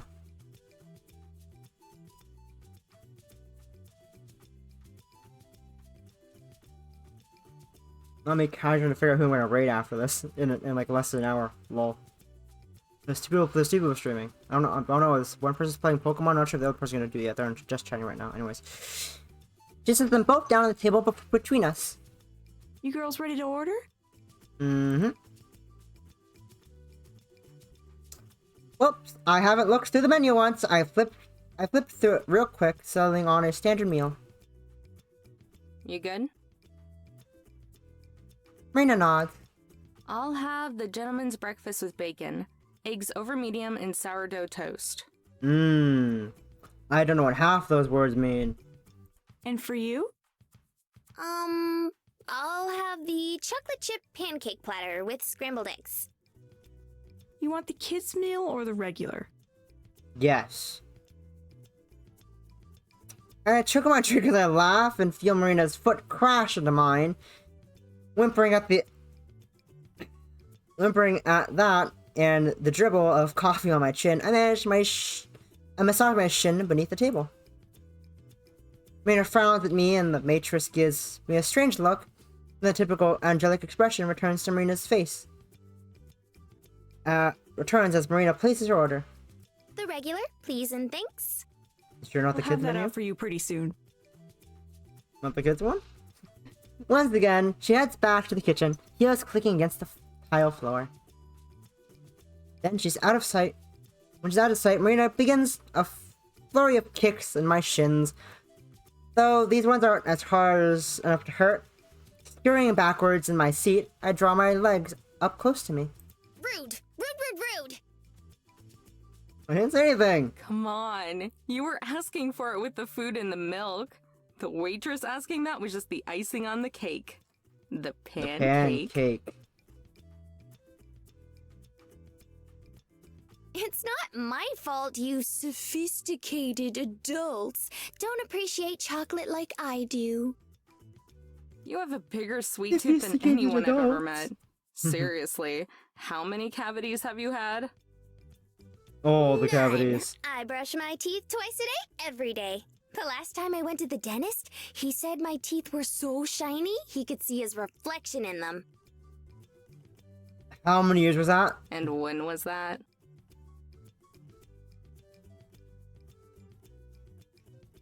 She thinks about it for a minute. Maybe 3 years? That doesn't count anymore then. When was the last time you had chocolate milk? That's the different sentence. Now I have to think about that. I don't drink a whole lot of milk to begin with, mood. And as for chocolate... Maybe when I was a little kid? I don't know. Amber, you poor thing. What? She has her giant cup towards me. Some splashes over the side in her haste. Try it. Treasures of milk surround the rim of the cup by Marina sipping. Across from me, she waits, looking eager. I'm surprised she's not bouncing like normal. After sighing exaggeratedly, I pick up the cup and down a large gulp, trying not to think silly, cliche thoughts about indirect kisses. Oh, well, I guess I'm silly and cliche. Oh well. I'm surprised the drink is really good. It's got a deeper, rich flavor than the stuff you get in jugs at the store. I can tell that they made it themselves in the kitchen. Fuck. Shit's balling. And it's so overwhelmingly sweet. In fact, it's perfect. Damn. I don't know if I'm disappointed or not, giving her the satisfaction of being right. My pride aches. As I push the cup back towards Marina, she receives it with a sly smirk. So? She draws out the word, already know my answer. It wasn't bad. That's all I'm willing to concede. She laughs and takes a huge sip after seeing the cup down is a thick milk mustache. On her upper lip, I watch an inappropriate fascination as her tongue comes out and cleans it away.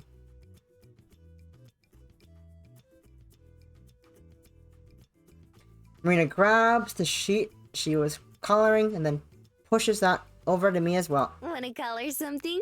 No. Well, you're acting like a kid and all. No. I roll my eyes, but snatch away the crayons that she offers.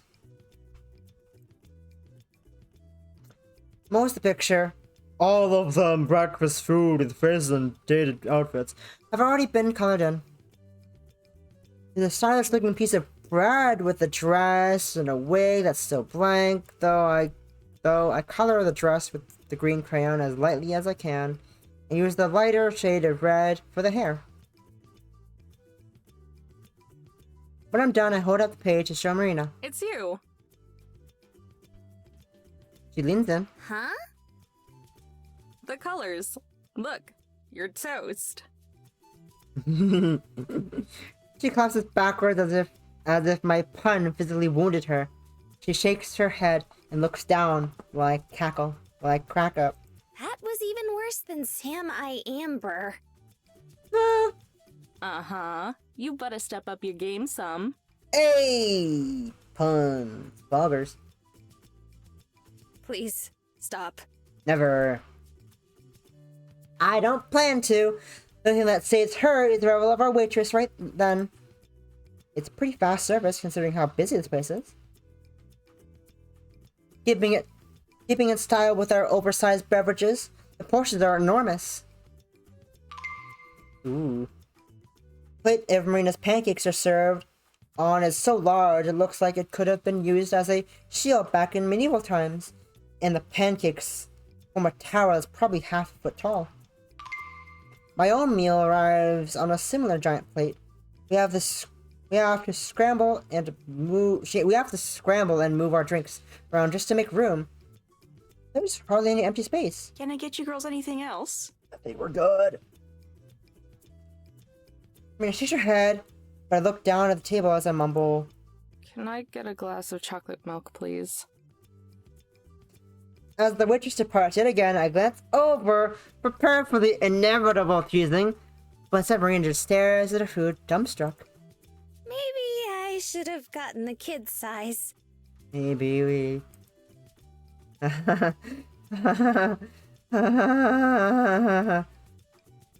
I finish about half of my meal before this dismay sets in. There's no way I can possibly finish this. Most people I know couldn't eat this much food in one sitting. Every bite is a struggle. Marina's faring similarly. Her plate of eggs is nearly untouched just because there's so much pancake to work through. And I can tell that pancake fatigue, the feeling when you get halfway through them and then realize you're sick of pancakes, has long since set in for her. She cuts off a bite, looks at it for a while, then sets her fork down. I think I'm done. Yeah, you and me both. Oh no! The large plate I have consists of a mess of potatoes, cheese, and bacon, with eggs laid over it.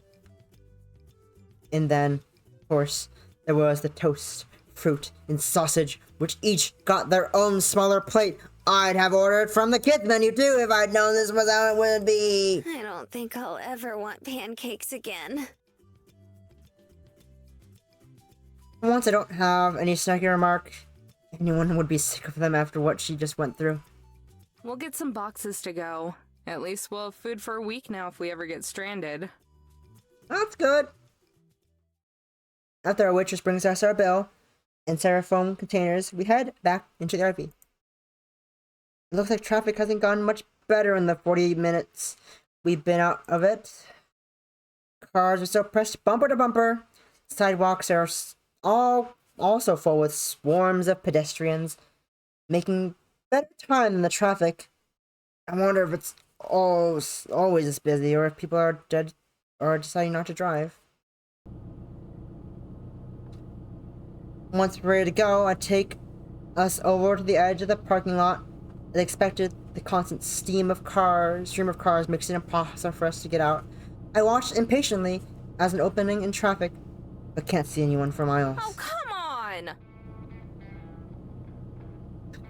I pressed my forehead to the steering wheel. We've been sitting here for minutes now. Is there another exit we could use? Onto a different street? I look and check the mirrors, but don't see anything. The edges of the Diana's properties are surrounded by a cream-colored fence. Nope. Marina begins to sigh, but that quickly turns into a sound of surprise. Amber, look! Is that who I think it is? She points past my face, out the window, an older lady, oh, we're good, in a hatchback sedan has stopped to let us out. Two of us wave at her as we finally lumber into the road itself. Yay! I'm glad somebody was nice at least. Yeah. Still a long way to go, though. Yeah.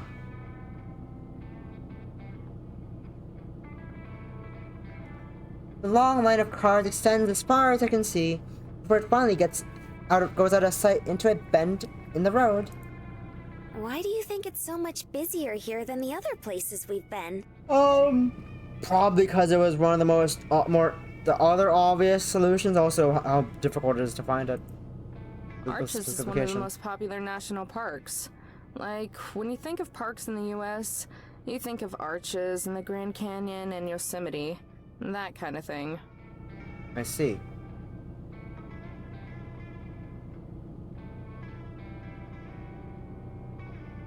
So I think a lot of people will be at those big spots. Think it'll be like Shiprock again? Maybe. What, with the megaphone and law enforcement? Probably. Probably. Maybe. Probably not. Probably not? These parks are a lot bigger and more spread out. Okay, that's way fair. harder to have people watching. The only option would be straight up close. Yeah. And then you have horrible people who sneak in and out of bounds anyway.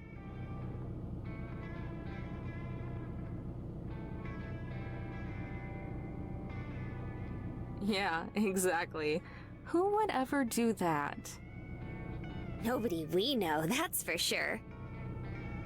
It's okay. Once we're filthy rich, we can make a donation to the canyon or something.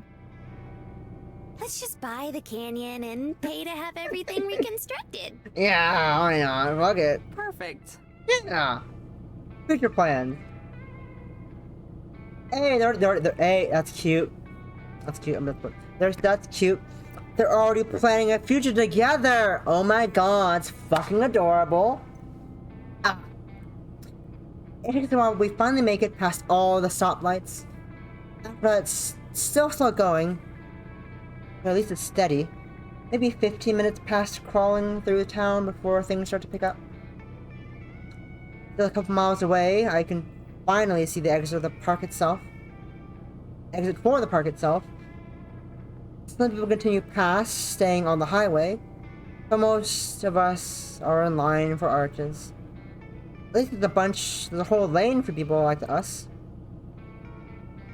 Traffic is congested, like my nose in winter. but the end is in sight. May as well get comfy. We're gonna be here a while. Pancake? Taking my advice, Marina leans back and props her feet up on the dash. Her dress bunches up. Where'd I go? Bunches up her knees, leaving most of her legs exposed. It was scandalous. I sneak a few guilty glances from the corner of my eye. If I didn't know better, I'd think that all the skin she shows was intentional. With Marina, which means she's not even conscious about that stuff. Or me. For that moment, I wonder if she knows that I'm into her. To protect myself, I grabbed the box tapes. I kept the music off earlier so that Marina could sleep. Wanna pick this time? Yee. Sure. Setting it in her lap, she begins to rummage through the bin.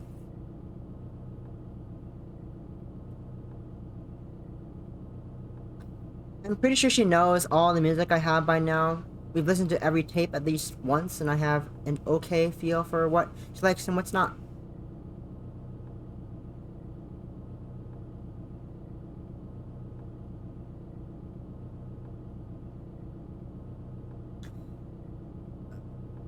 We listen to every tape at least once, and I have an okay feel of what she likes and what she doesn't. Sometimes she taps her fingers the beat of, or hums along when she likes what she's listening to. If she doesn't, she flat out ignores it. The one she settles on is an album of instrumental folk songs, very stereotypical Western sounding. It's a little high energy for sitting still in traffic, but that's alright. It's better than nothing. We just listen to the music while I've cranked up loud. While we wait, the album is nearly half over by the time we finally make it through the park gates. Beyond them, traffic mercifully lets up some. Not because there are fewer cars, there are more cars than rocks to be seen. But a lot of those are pulled off on the shoulder or cramped into parking lots.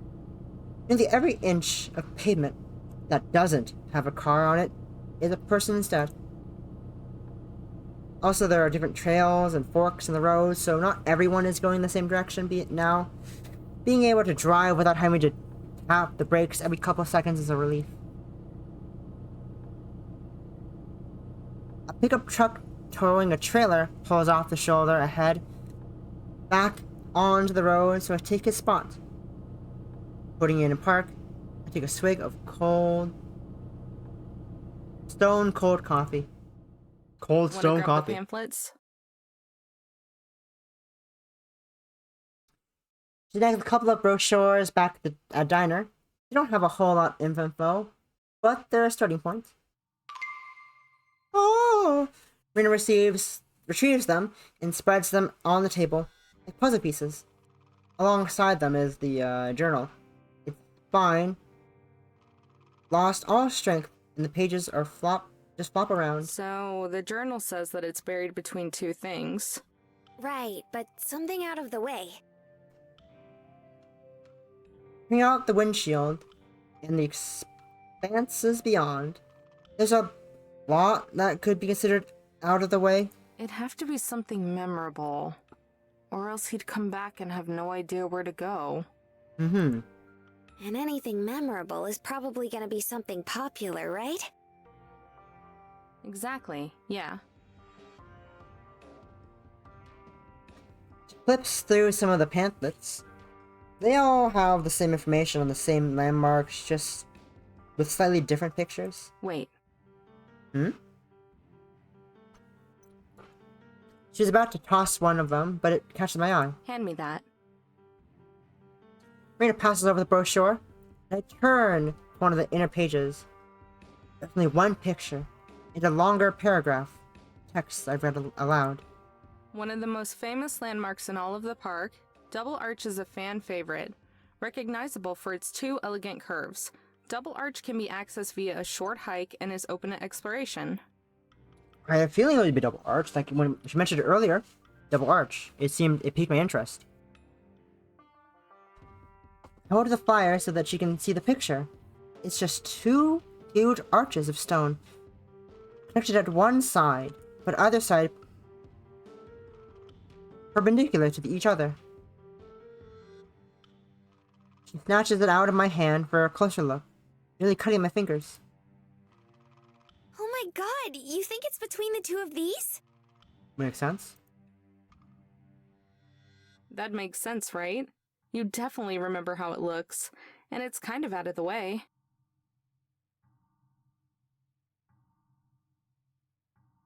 Papers whiz past my face as Marina hurls them backwards, and she points forward. Choo-choo, full steam ahead! I throw the RV back into drive and pull out onto the road again. There are signs everywhere for double arch, so we don't need the map that we got on the gate, at the gate. Fast signs for other landmarks too, some with pretty weird names. There's the parade of elephants, one thing which is in the same direction as Ham Rock. There's even a phallic sounding rock called the Oregon. One of those are down exits we don't take. Instead, we soon end up in the back of yet another traffic jam. Marina stares out the window, and we creep along. Where we are right now is nearly indistinguishable from the highways we've spent so much time on. Even a few of the actual arches around, there are a few of the actual arches around, but none distinct enough to get any real attention. Inch by inch, we advance down the road until we finally come to the parking lot of Double Arch. Only problem is, it's totally full. Not just busy, but packed. Every parking spot is taken, with a few cars jammed in empty spaces that's clearly not meant for that. Like lice, people swarm up and down the arc itself. Visible even from the road. At least this time it isn't off limits. Looks like everyone else had the same idea. I wonder why. Don't sound so glum. We can still go take a look. If we can ever find somewhere to park. Indeed. Yeah, that is a pretty big if. The entire caravan passes by the parking lot. There's at least a dozen cars behind me, too.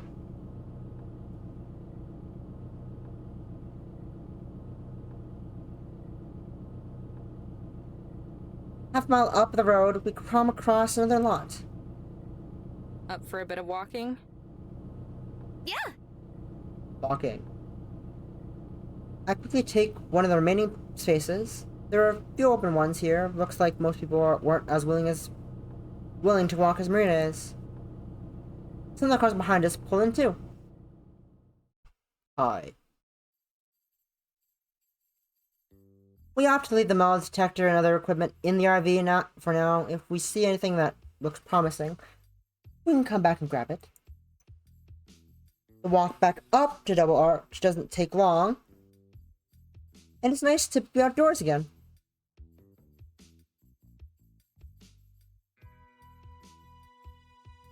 We have to to the very edge of the road to avoid the stream of cars flowing towards us. Seems there are more than a dozen behind us after all. There's a short hike from the Double Arch parking lot to the Arc itself.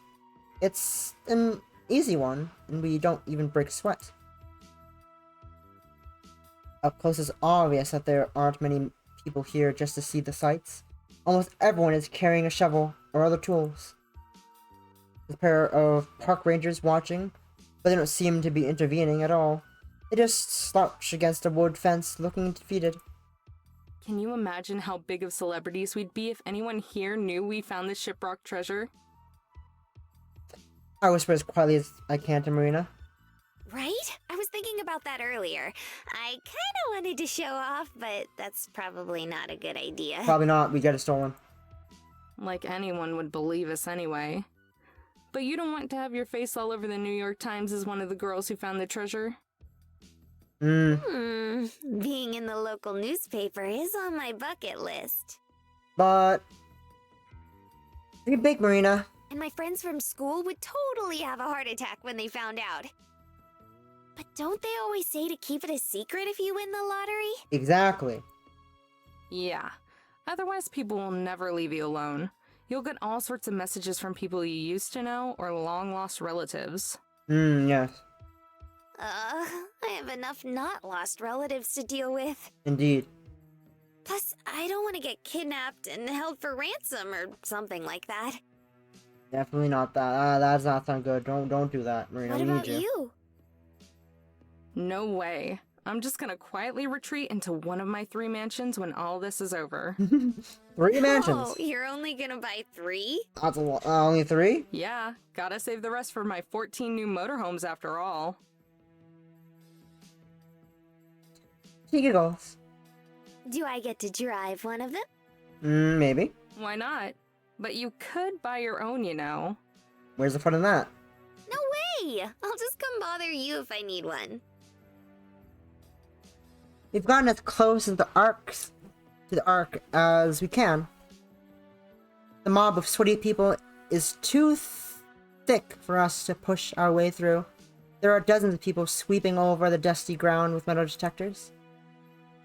Hanging back around the edge, Marina's smile fades away quickly. Yeah, this is a bit of a mess. People jostle and push each other out of the way. It's hard to believe anyone is actually prospecting so much as they are just trying to not lose their spot. Maybe we should come back later? Will there be later though? I don't know if it'll be any better later, but maybe. I guess. Though if the treasure is here, I feel like someone would have found it by now. Just look back at Canyon de Shelly. You know, this must have been going on for a few days now. Yeah. All the enthusiasm we had just a minute ago, when we were joking about around, has evaporated in the desert sun. A rock skips past my foot as she kicks it at the dirt. I poke her and she yelps in surprise. Hey now, I'm not saying we give up. I'm just saying we regroup and strategize. We can go see the rest of the park in the meantime. Didn't you say you've wanted to see this place for a while? Yeah, I guess. It's obvious that she's still bummed, but there's nothing I can do about that. Once we're back in the motorhome, we leave the busy main road ASAP. It's been a while seeing the sights from our air-conditioned comfort. Marina's mood improved steadily throughout the day, counteracted only by our growing hunger. As we pull back into Moab, we're both ravenous. Wanna just heat up our leftovers? You wanna have my leftovers? Guessing that's a no. No? I'm not ready for pancakes again yet. I need a day or maybe We a can trade, week. I guess. Let me know if you see somewhere you want me to stop. Maybe we could trade food, though. Now that it's approaching evening, there aren't any more massive traffic jams going through Moabi. We can cruise through at a steady pace, just like when we first got to the Arcs. Until I slam on the brakes. You're kidding me. Marina has been slouched, but jolts rack up at a sudden stop.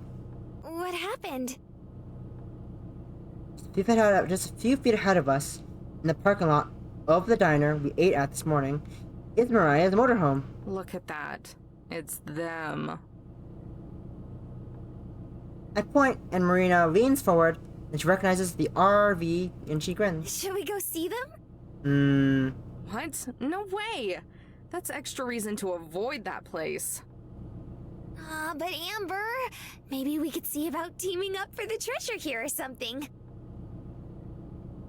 You are way too optimistic. That'd never happen. You sweet Mariah summer would rather child. lose every time than have our help. You sweet, sweet summer child. Besides, it's not like... Please. Already giving up. In my head, I give Marina one last desperate look. Seriously? Yeah, even if we don't team up, it'd be nice to see them again.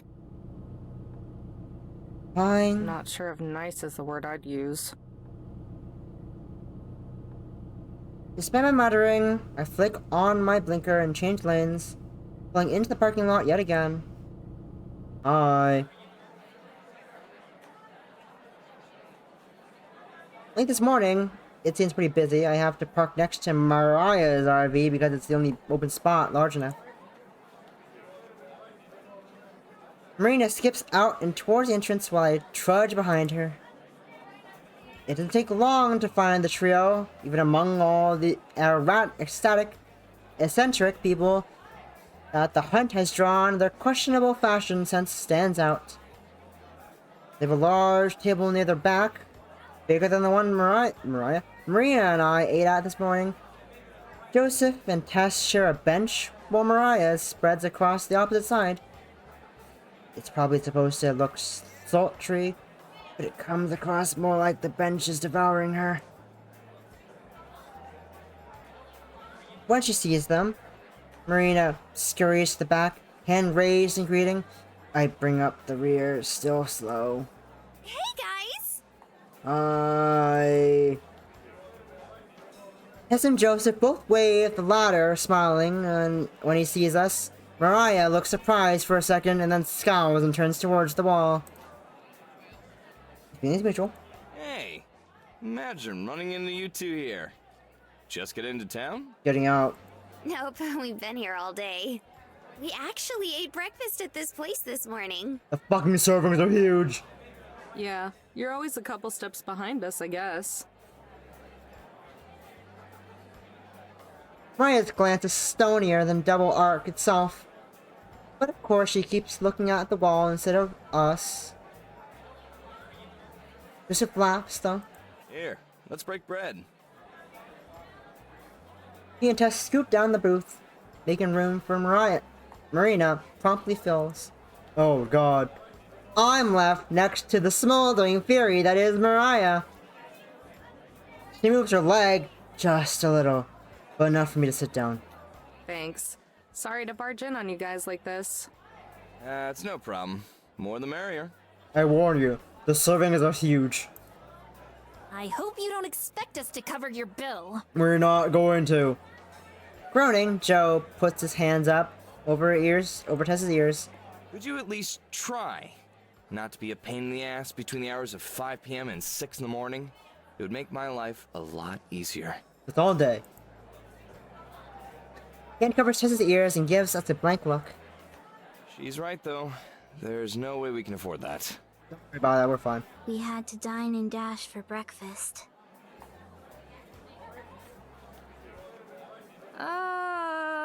So what about you? How long have you been here? We got in around lunchtime. Spent forever and a half stuck in traffic, though. I feel you. He sounds worn out. I wonder if Mariah ever lets him drive. Or makes him. Us too. We were gonna look around Double Arch, but it was too busy. Yeah, we took one look at it and just kept driving. Didn't even want to try it. Sis said anyone who bothered to get out was a You weren't supposed to hear that!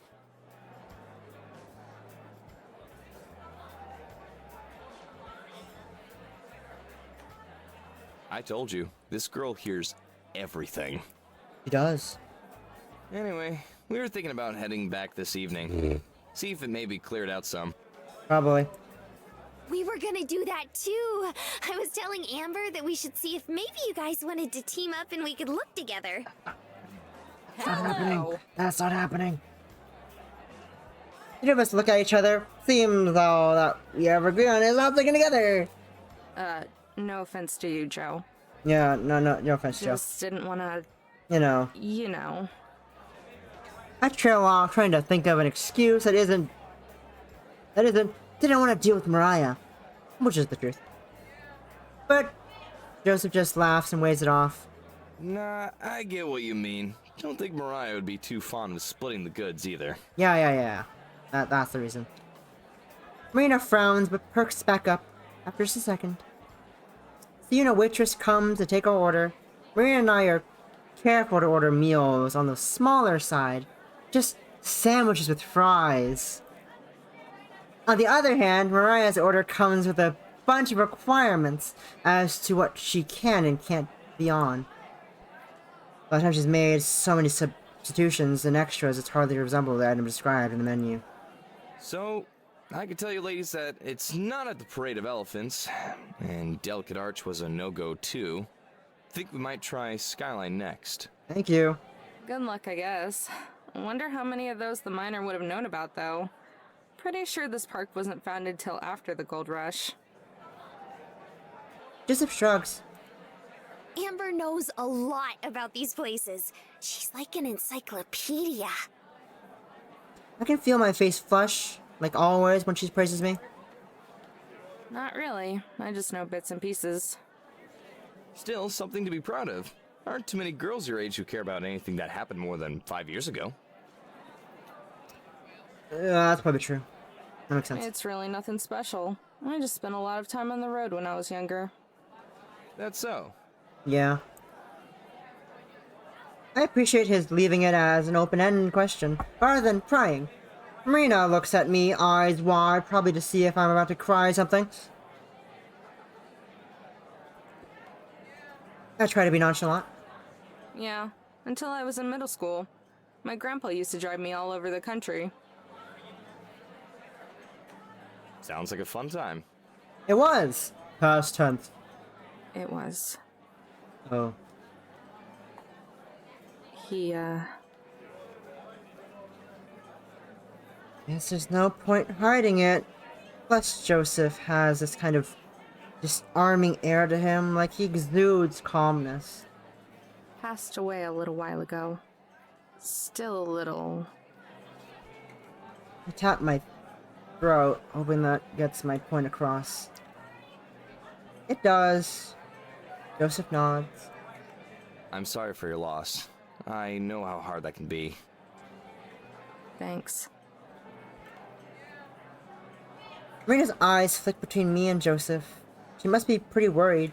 I force a smile even though I can't feel the growing glumness that shows up anytime I talk about Gramps.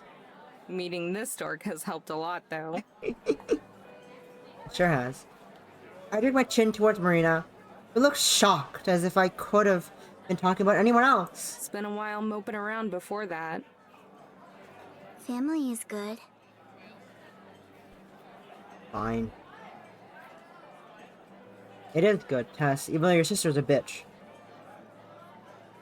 I blink, it's easy to forget that she's there. Yeah, definitely. I really thought about it before. But Tess seems to be in a similar situation I was. Growing up on the go and all. I'm curious how it happened. But I won't ask. Not my place. A far-off look seeps into Joe's face. He stares out the window. Like he's gazing at some 100 yards away. Maria glances up at him. For a split second, if that, she even looks a little concerned. Glance right back to the business as usual. She leers over at me and shoves herself back into the conversation. So what are you going to do? Huh? When all this is over? She gestures around. Dinner? No, dumbass! I meant the treasure hunt! Forget it. I don't actually care. And why ask? Don't know yet. Mare and I have been kind of talking about that. Mayor? You? She's gonna buy 3 mansions. And RVs. Yeah, that. I'll have plenty of time to figure stuff out in my mansions. All 3 of them. 3 of us chuckle. Then the conversation trails off. Tess and Marina are working on coloring Tess's menu. For what I can see, that's a different character than the one this morning. It looks like they make a good team. Each of them work on separate pictures, but switch from time to time. So Marina will color the hair on one character, then Tess colors the clothes. Despite not talking at all, they don't even get in each other's way. Joseph also observes from above, smiling slightly. He's usually the one to play with Tess, so it must be nice for her to have some company. On the other hand, just a jug of milk. Like a jug of milk, Mariah's mood seems to be getting more and more sour. I don't even know what she's mad about this time. Maybe something happened before we showed up. Or maybe it's because we showed up. Either way, she ought to have memorized every single detail of the wall she's been staring at this entire time. She doesn't look up until our food arrives a little bit later. The giant fucking food. It's a good thing that we have a large table, because there's still hardly enough room left once all the plates are set down. My sandwich is so big it takes 2 hands to hold, and I have enough fries to stay in Ireland for the winter. When Marina picked up her sandwich, all the ingredients poured out the back. Quickly gives up trying to reconstruct it, and just uses a knife and fork instead. Watching the other 3 eat is amusing too. Joseph chews with slow, measured bites, whereas Mariah attacks her meal like its own, like it owes her money. Across from her, Tess is cutting up chicken tenders with surgical precision. Tenders. Marina catches me staring and smiles at me covertly. Seems she noticed too. Mariah is first to finish eating. Oh, she finished eating? I'm just a couple bites behind. That's embarrassing. She wipes her face with a napkin, then finally looks at me. Where are you two staying? In the RV? It could be an innocent question, or it could be a trap. Around. We'll find a parking lot somewhere. You thieves are gonna have a late start then. I guess. Don't tell me you planned ahead and got a campsite. Don't be stupid. Of course not. Like, that's not what I meant. I scoff as she backtracks to keep from insulting herself. What I mean is, there's no way they're gonna bother checking every single permit. There's too much going on right now. I don't think so. I think they might. Just pick a nice spot out of the way, don't make trouble, and it'll be fine. Joe flatly stares at Mariah. Easier said than done. Good luck with that. I don't want to take the risk.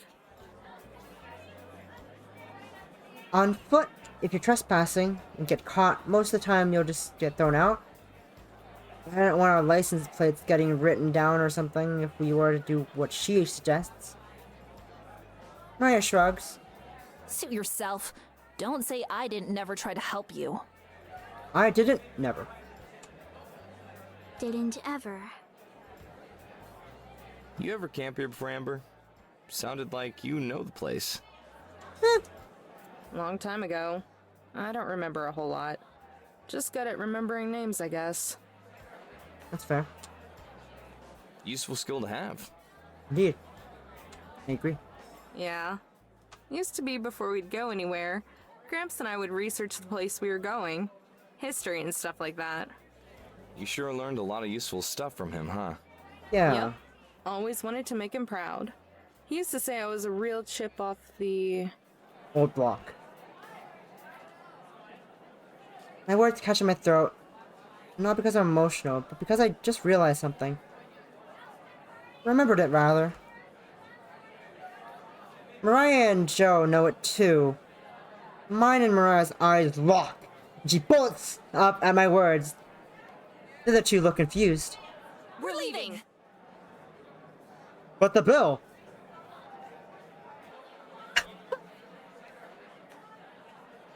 Wait, we gotta watch that again. Leaving. We gotta watch that again. Look at them.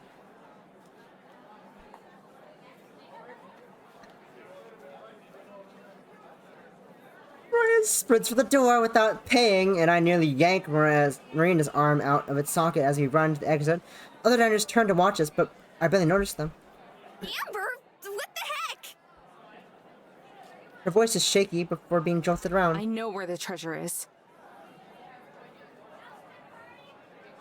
I yell behind me as I turn to look and see that the trio exit the restaurant close behind us. Joe is carrying Tess on his back. I know where it is. I say it again to reassure myself. Reach the motorhome seconds after Mariah and her crew reach theirs. I practically hurl Marina up into her spot before I leap into my own. Not even bothering to buckle up, I hurried towards the road. Less than a minute. Why is her hair pink? I'm already falling behind. I watch Maria's tail lights as she speeds up the road, horns blaring to scare away the cars unfortunate enough to be in her lane. I'm going as fast as I dare to, worried about cops that could lurk around the bends in the roads. But I can't let her out of my sight. There's no room to pass yet. I have to watch for an opportunity. With one hand, Marina clutches the headrest, the bar of the seat, and she leans over and past my head, face nearly causing me to swerve from shock. What are you... She grabs my seatbelt and buckles me in. Then she does the same for herself. Okay, now that we're at least not gonna die if you hit something. Thank you. Can you tell me what exactly is happening? We found the treasure. Sounds a little frantic and a little curious. Okay, so do you remember Balanced Rock? Yes? I knew that fucking clue was important.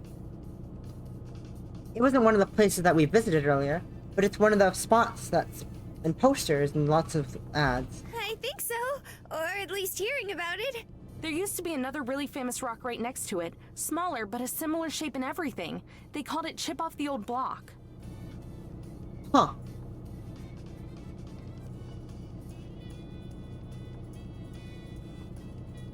What do you mean, used to be? It's gone. I was getting to that. A long time ago, like 50 years or something, it fell. Now you can't even tell it apart from the rest of the rocks on the ground. 50 years. So that was... Her eyes go wide in understanding. A fact which I look away from Mariah's rear to take in. So it was still standing when the miner came through. Yeah, exactly. I'll bet you anything he hid the treasure between Balanced Rock and what used to be Chip. Off the old block. I look over again to smile at her, only to see genuine admiration and awe in her face. Her eyes are wide and her mouth slightly open. Like always, I can't look at her for too long before it starts to make me uncomfortable. Nothing I have said or done is that impressive. Even Mariah knew about Chip. But instead of singing my praises again, she just faces ahead with a little smile. Then, her face crumples up. Amber! I see it. A semi has begun pulling up into the road ahead of us. There's no passing lane, so I can't get around him that way. Damn it! Bitch! I tap the brakes since I'll have to stop and wait for him to get on the end of the highway. And I see Mariah, but just barely. I feel the cars between us have exited, but her lead has grown. And so I make a quick, reckless decision. Hold on to something! What are you? I don't wait for her to finish presenting your question, since she grabs onto the seat and she asks it. The question. The answer, I yank the wheel on the left into the other lane, even though it's a no-pass zone. Headlights are far ahead, speeding towards us, maybe a quarter mile away. Getting closer.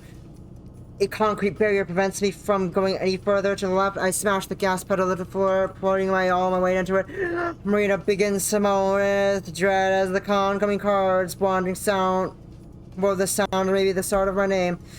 My heart is in my throat as I feel beads of sweat on my forehead. One slides down onto my eye and I can't wipe it away.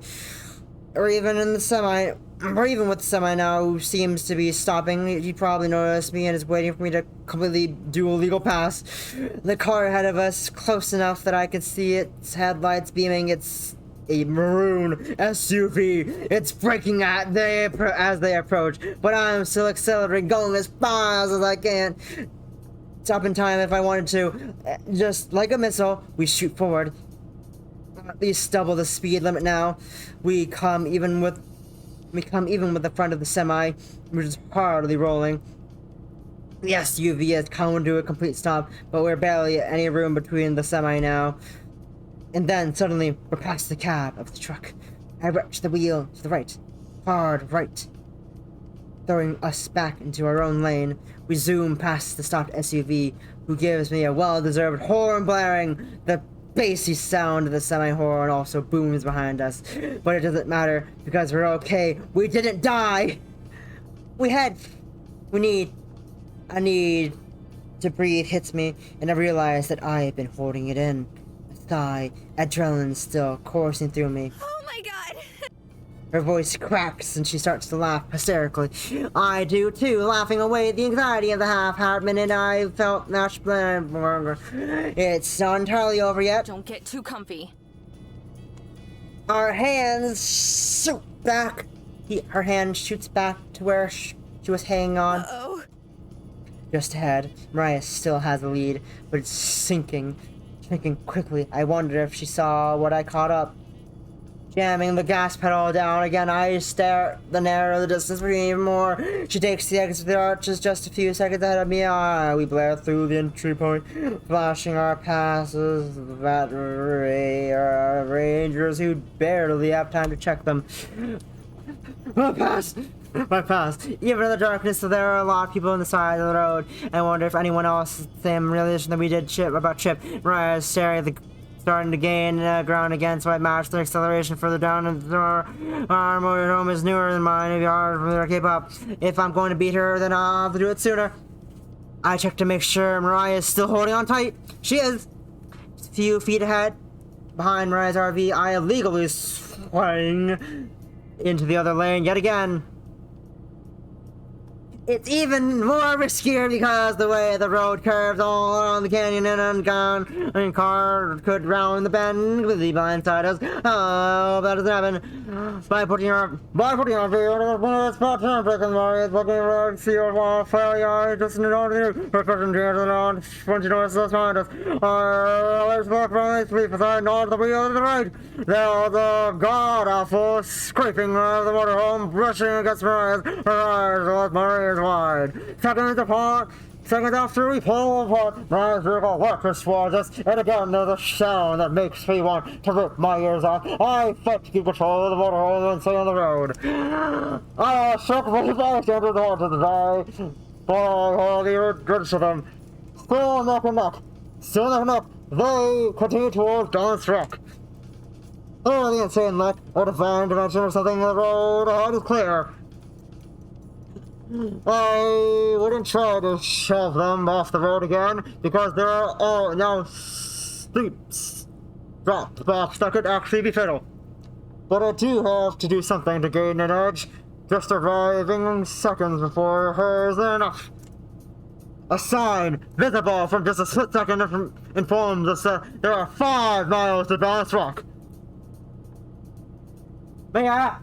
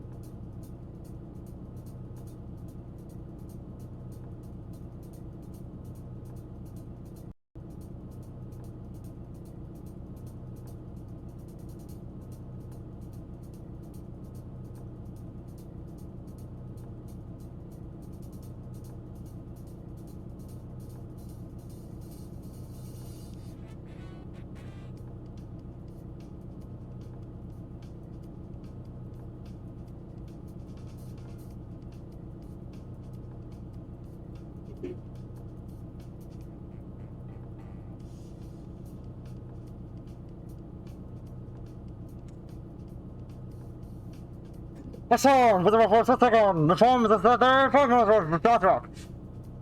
That would have been an hour for an episode. Yes. That what would have been an hour for an episode was just a scuff. Scuff. To elite eligibility. Fucking hell, we just murdered him. Maybe that's our chance. If I barely eliminated both the lights at the road, within the direction of the last second. And then a smash and forward and around zone, and probably the result of something reckless driving. I wonder who. One of the tracks leads a bounce track, but I don't know which. I'm willing to bet Mariah doesn't know. From Mariah's window I can see. From Mariah's window I can see Mariah shoot me one final death glare before they wreck it off down the exit. We're still in the other branch. We're still in the other branch though. Back in the proper lane now. Just gotta hope it's the right branch. As I stop to calm down again, I realize my legs are shaking. Marina cranes around to watch Mariah's vehicle, which is quickly disappearing on into the murk. Once it's fully out of sight, she turns back to me, her face as white as her knuckles. You okay? Guilt stabbed me. I may have seriously traumatized her with 2 incidents within minutes of each other. After taking a deep breath, she unclenches her fists. Can we never, ever do that again? Agreed. That was insane. Super insane. Like, oh my god. I thought I was gonna die. But that was hot, right? That was hot, right? Was that hot? Was that hot? Wait. Did we die? Am I just imagining this now? I don't think you could imagine stuff if you were dead, kid. That's the kind of thing a dead person would say. Like in that one movie, where it was all about that guy who could talk to dead people, except... Fine. I'm 90% sure we're not dead then. Okay. Okay. Okay. 90%. No, that's not bad. That's not bad. Stop being me. And being a ghost might be kind of cool too. You could spy on people without them ever knowing. I'll keep that in mind if there's ever someone I want to haunt. Our voices are shaky even though our conversation isn't serious. I keep checking the rear view, expecting to see the headlights and Mariah's approaching vengeance. But so far, we're in the clear. Each passing minute that we don't see the rock itself, though, makes me worry that we took the wrong turn. Right on the verge of turning around and tailing Mariah, another sign suddenly looms up ahead. We pushed. Balanced rock. I slow down as we approach the parking area. While not empty, there are far fewer people here than there were at Double Arc earlier today. A good number of them look like they might just be sightseeing, since they are heading around, talking, or looking at the stars instead of searching. Parking is easy since there are a lot of open spaces. When I stand up, my legs are wobbly. I stumble, grab Marina's shoulder for support. She smiles at me, but doesn't say anything.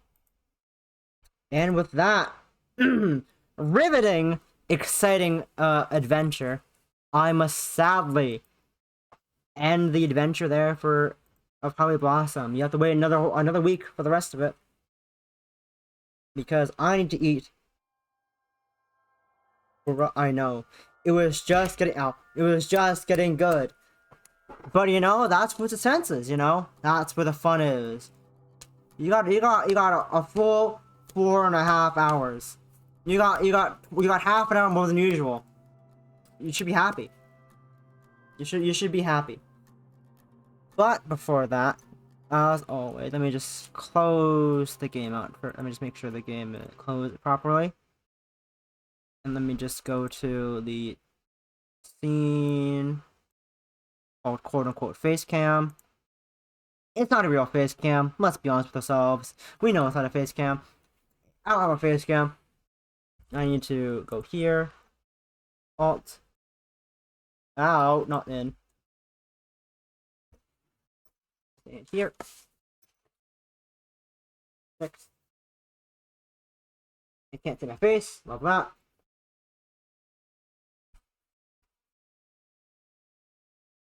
Here we go. There. Up. Up. Up. Up. Okay, this is close enough. We got 7 gushes. Well, we got 7. Oh god. 7 gushes. What a time.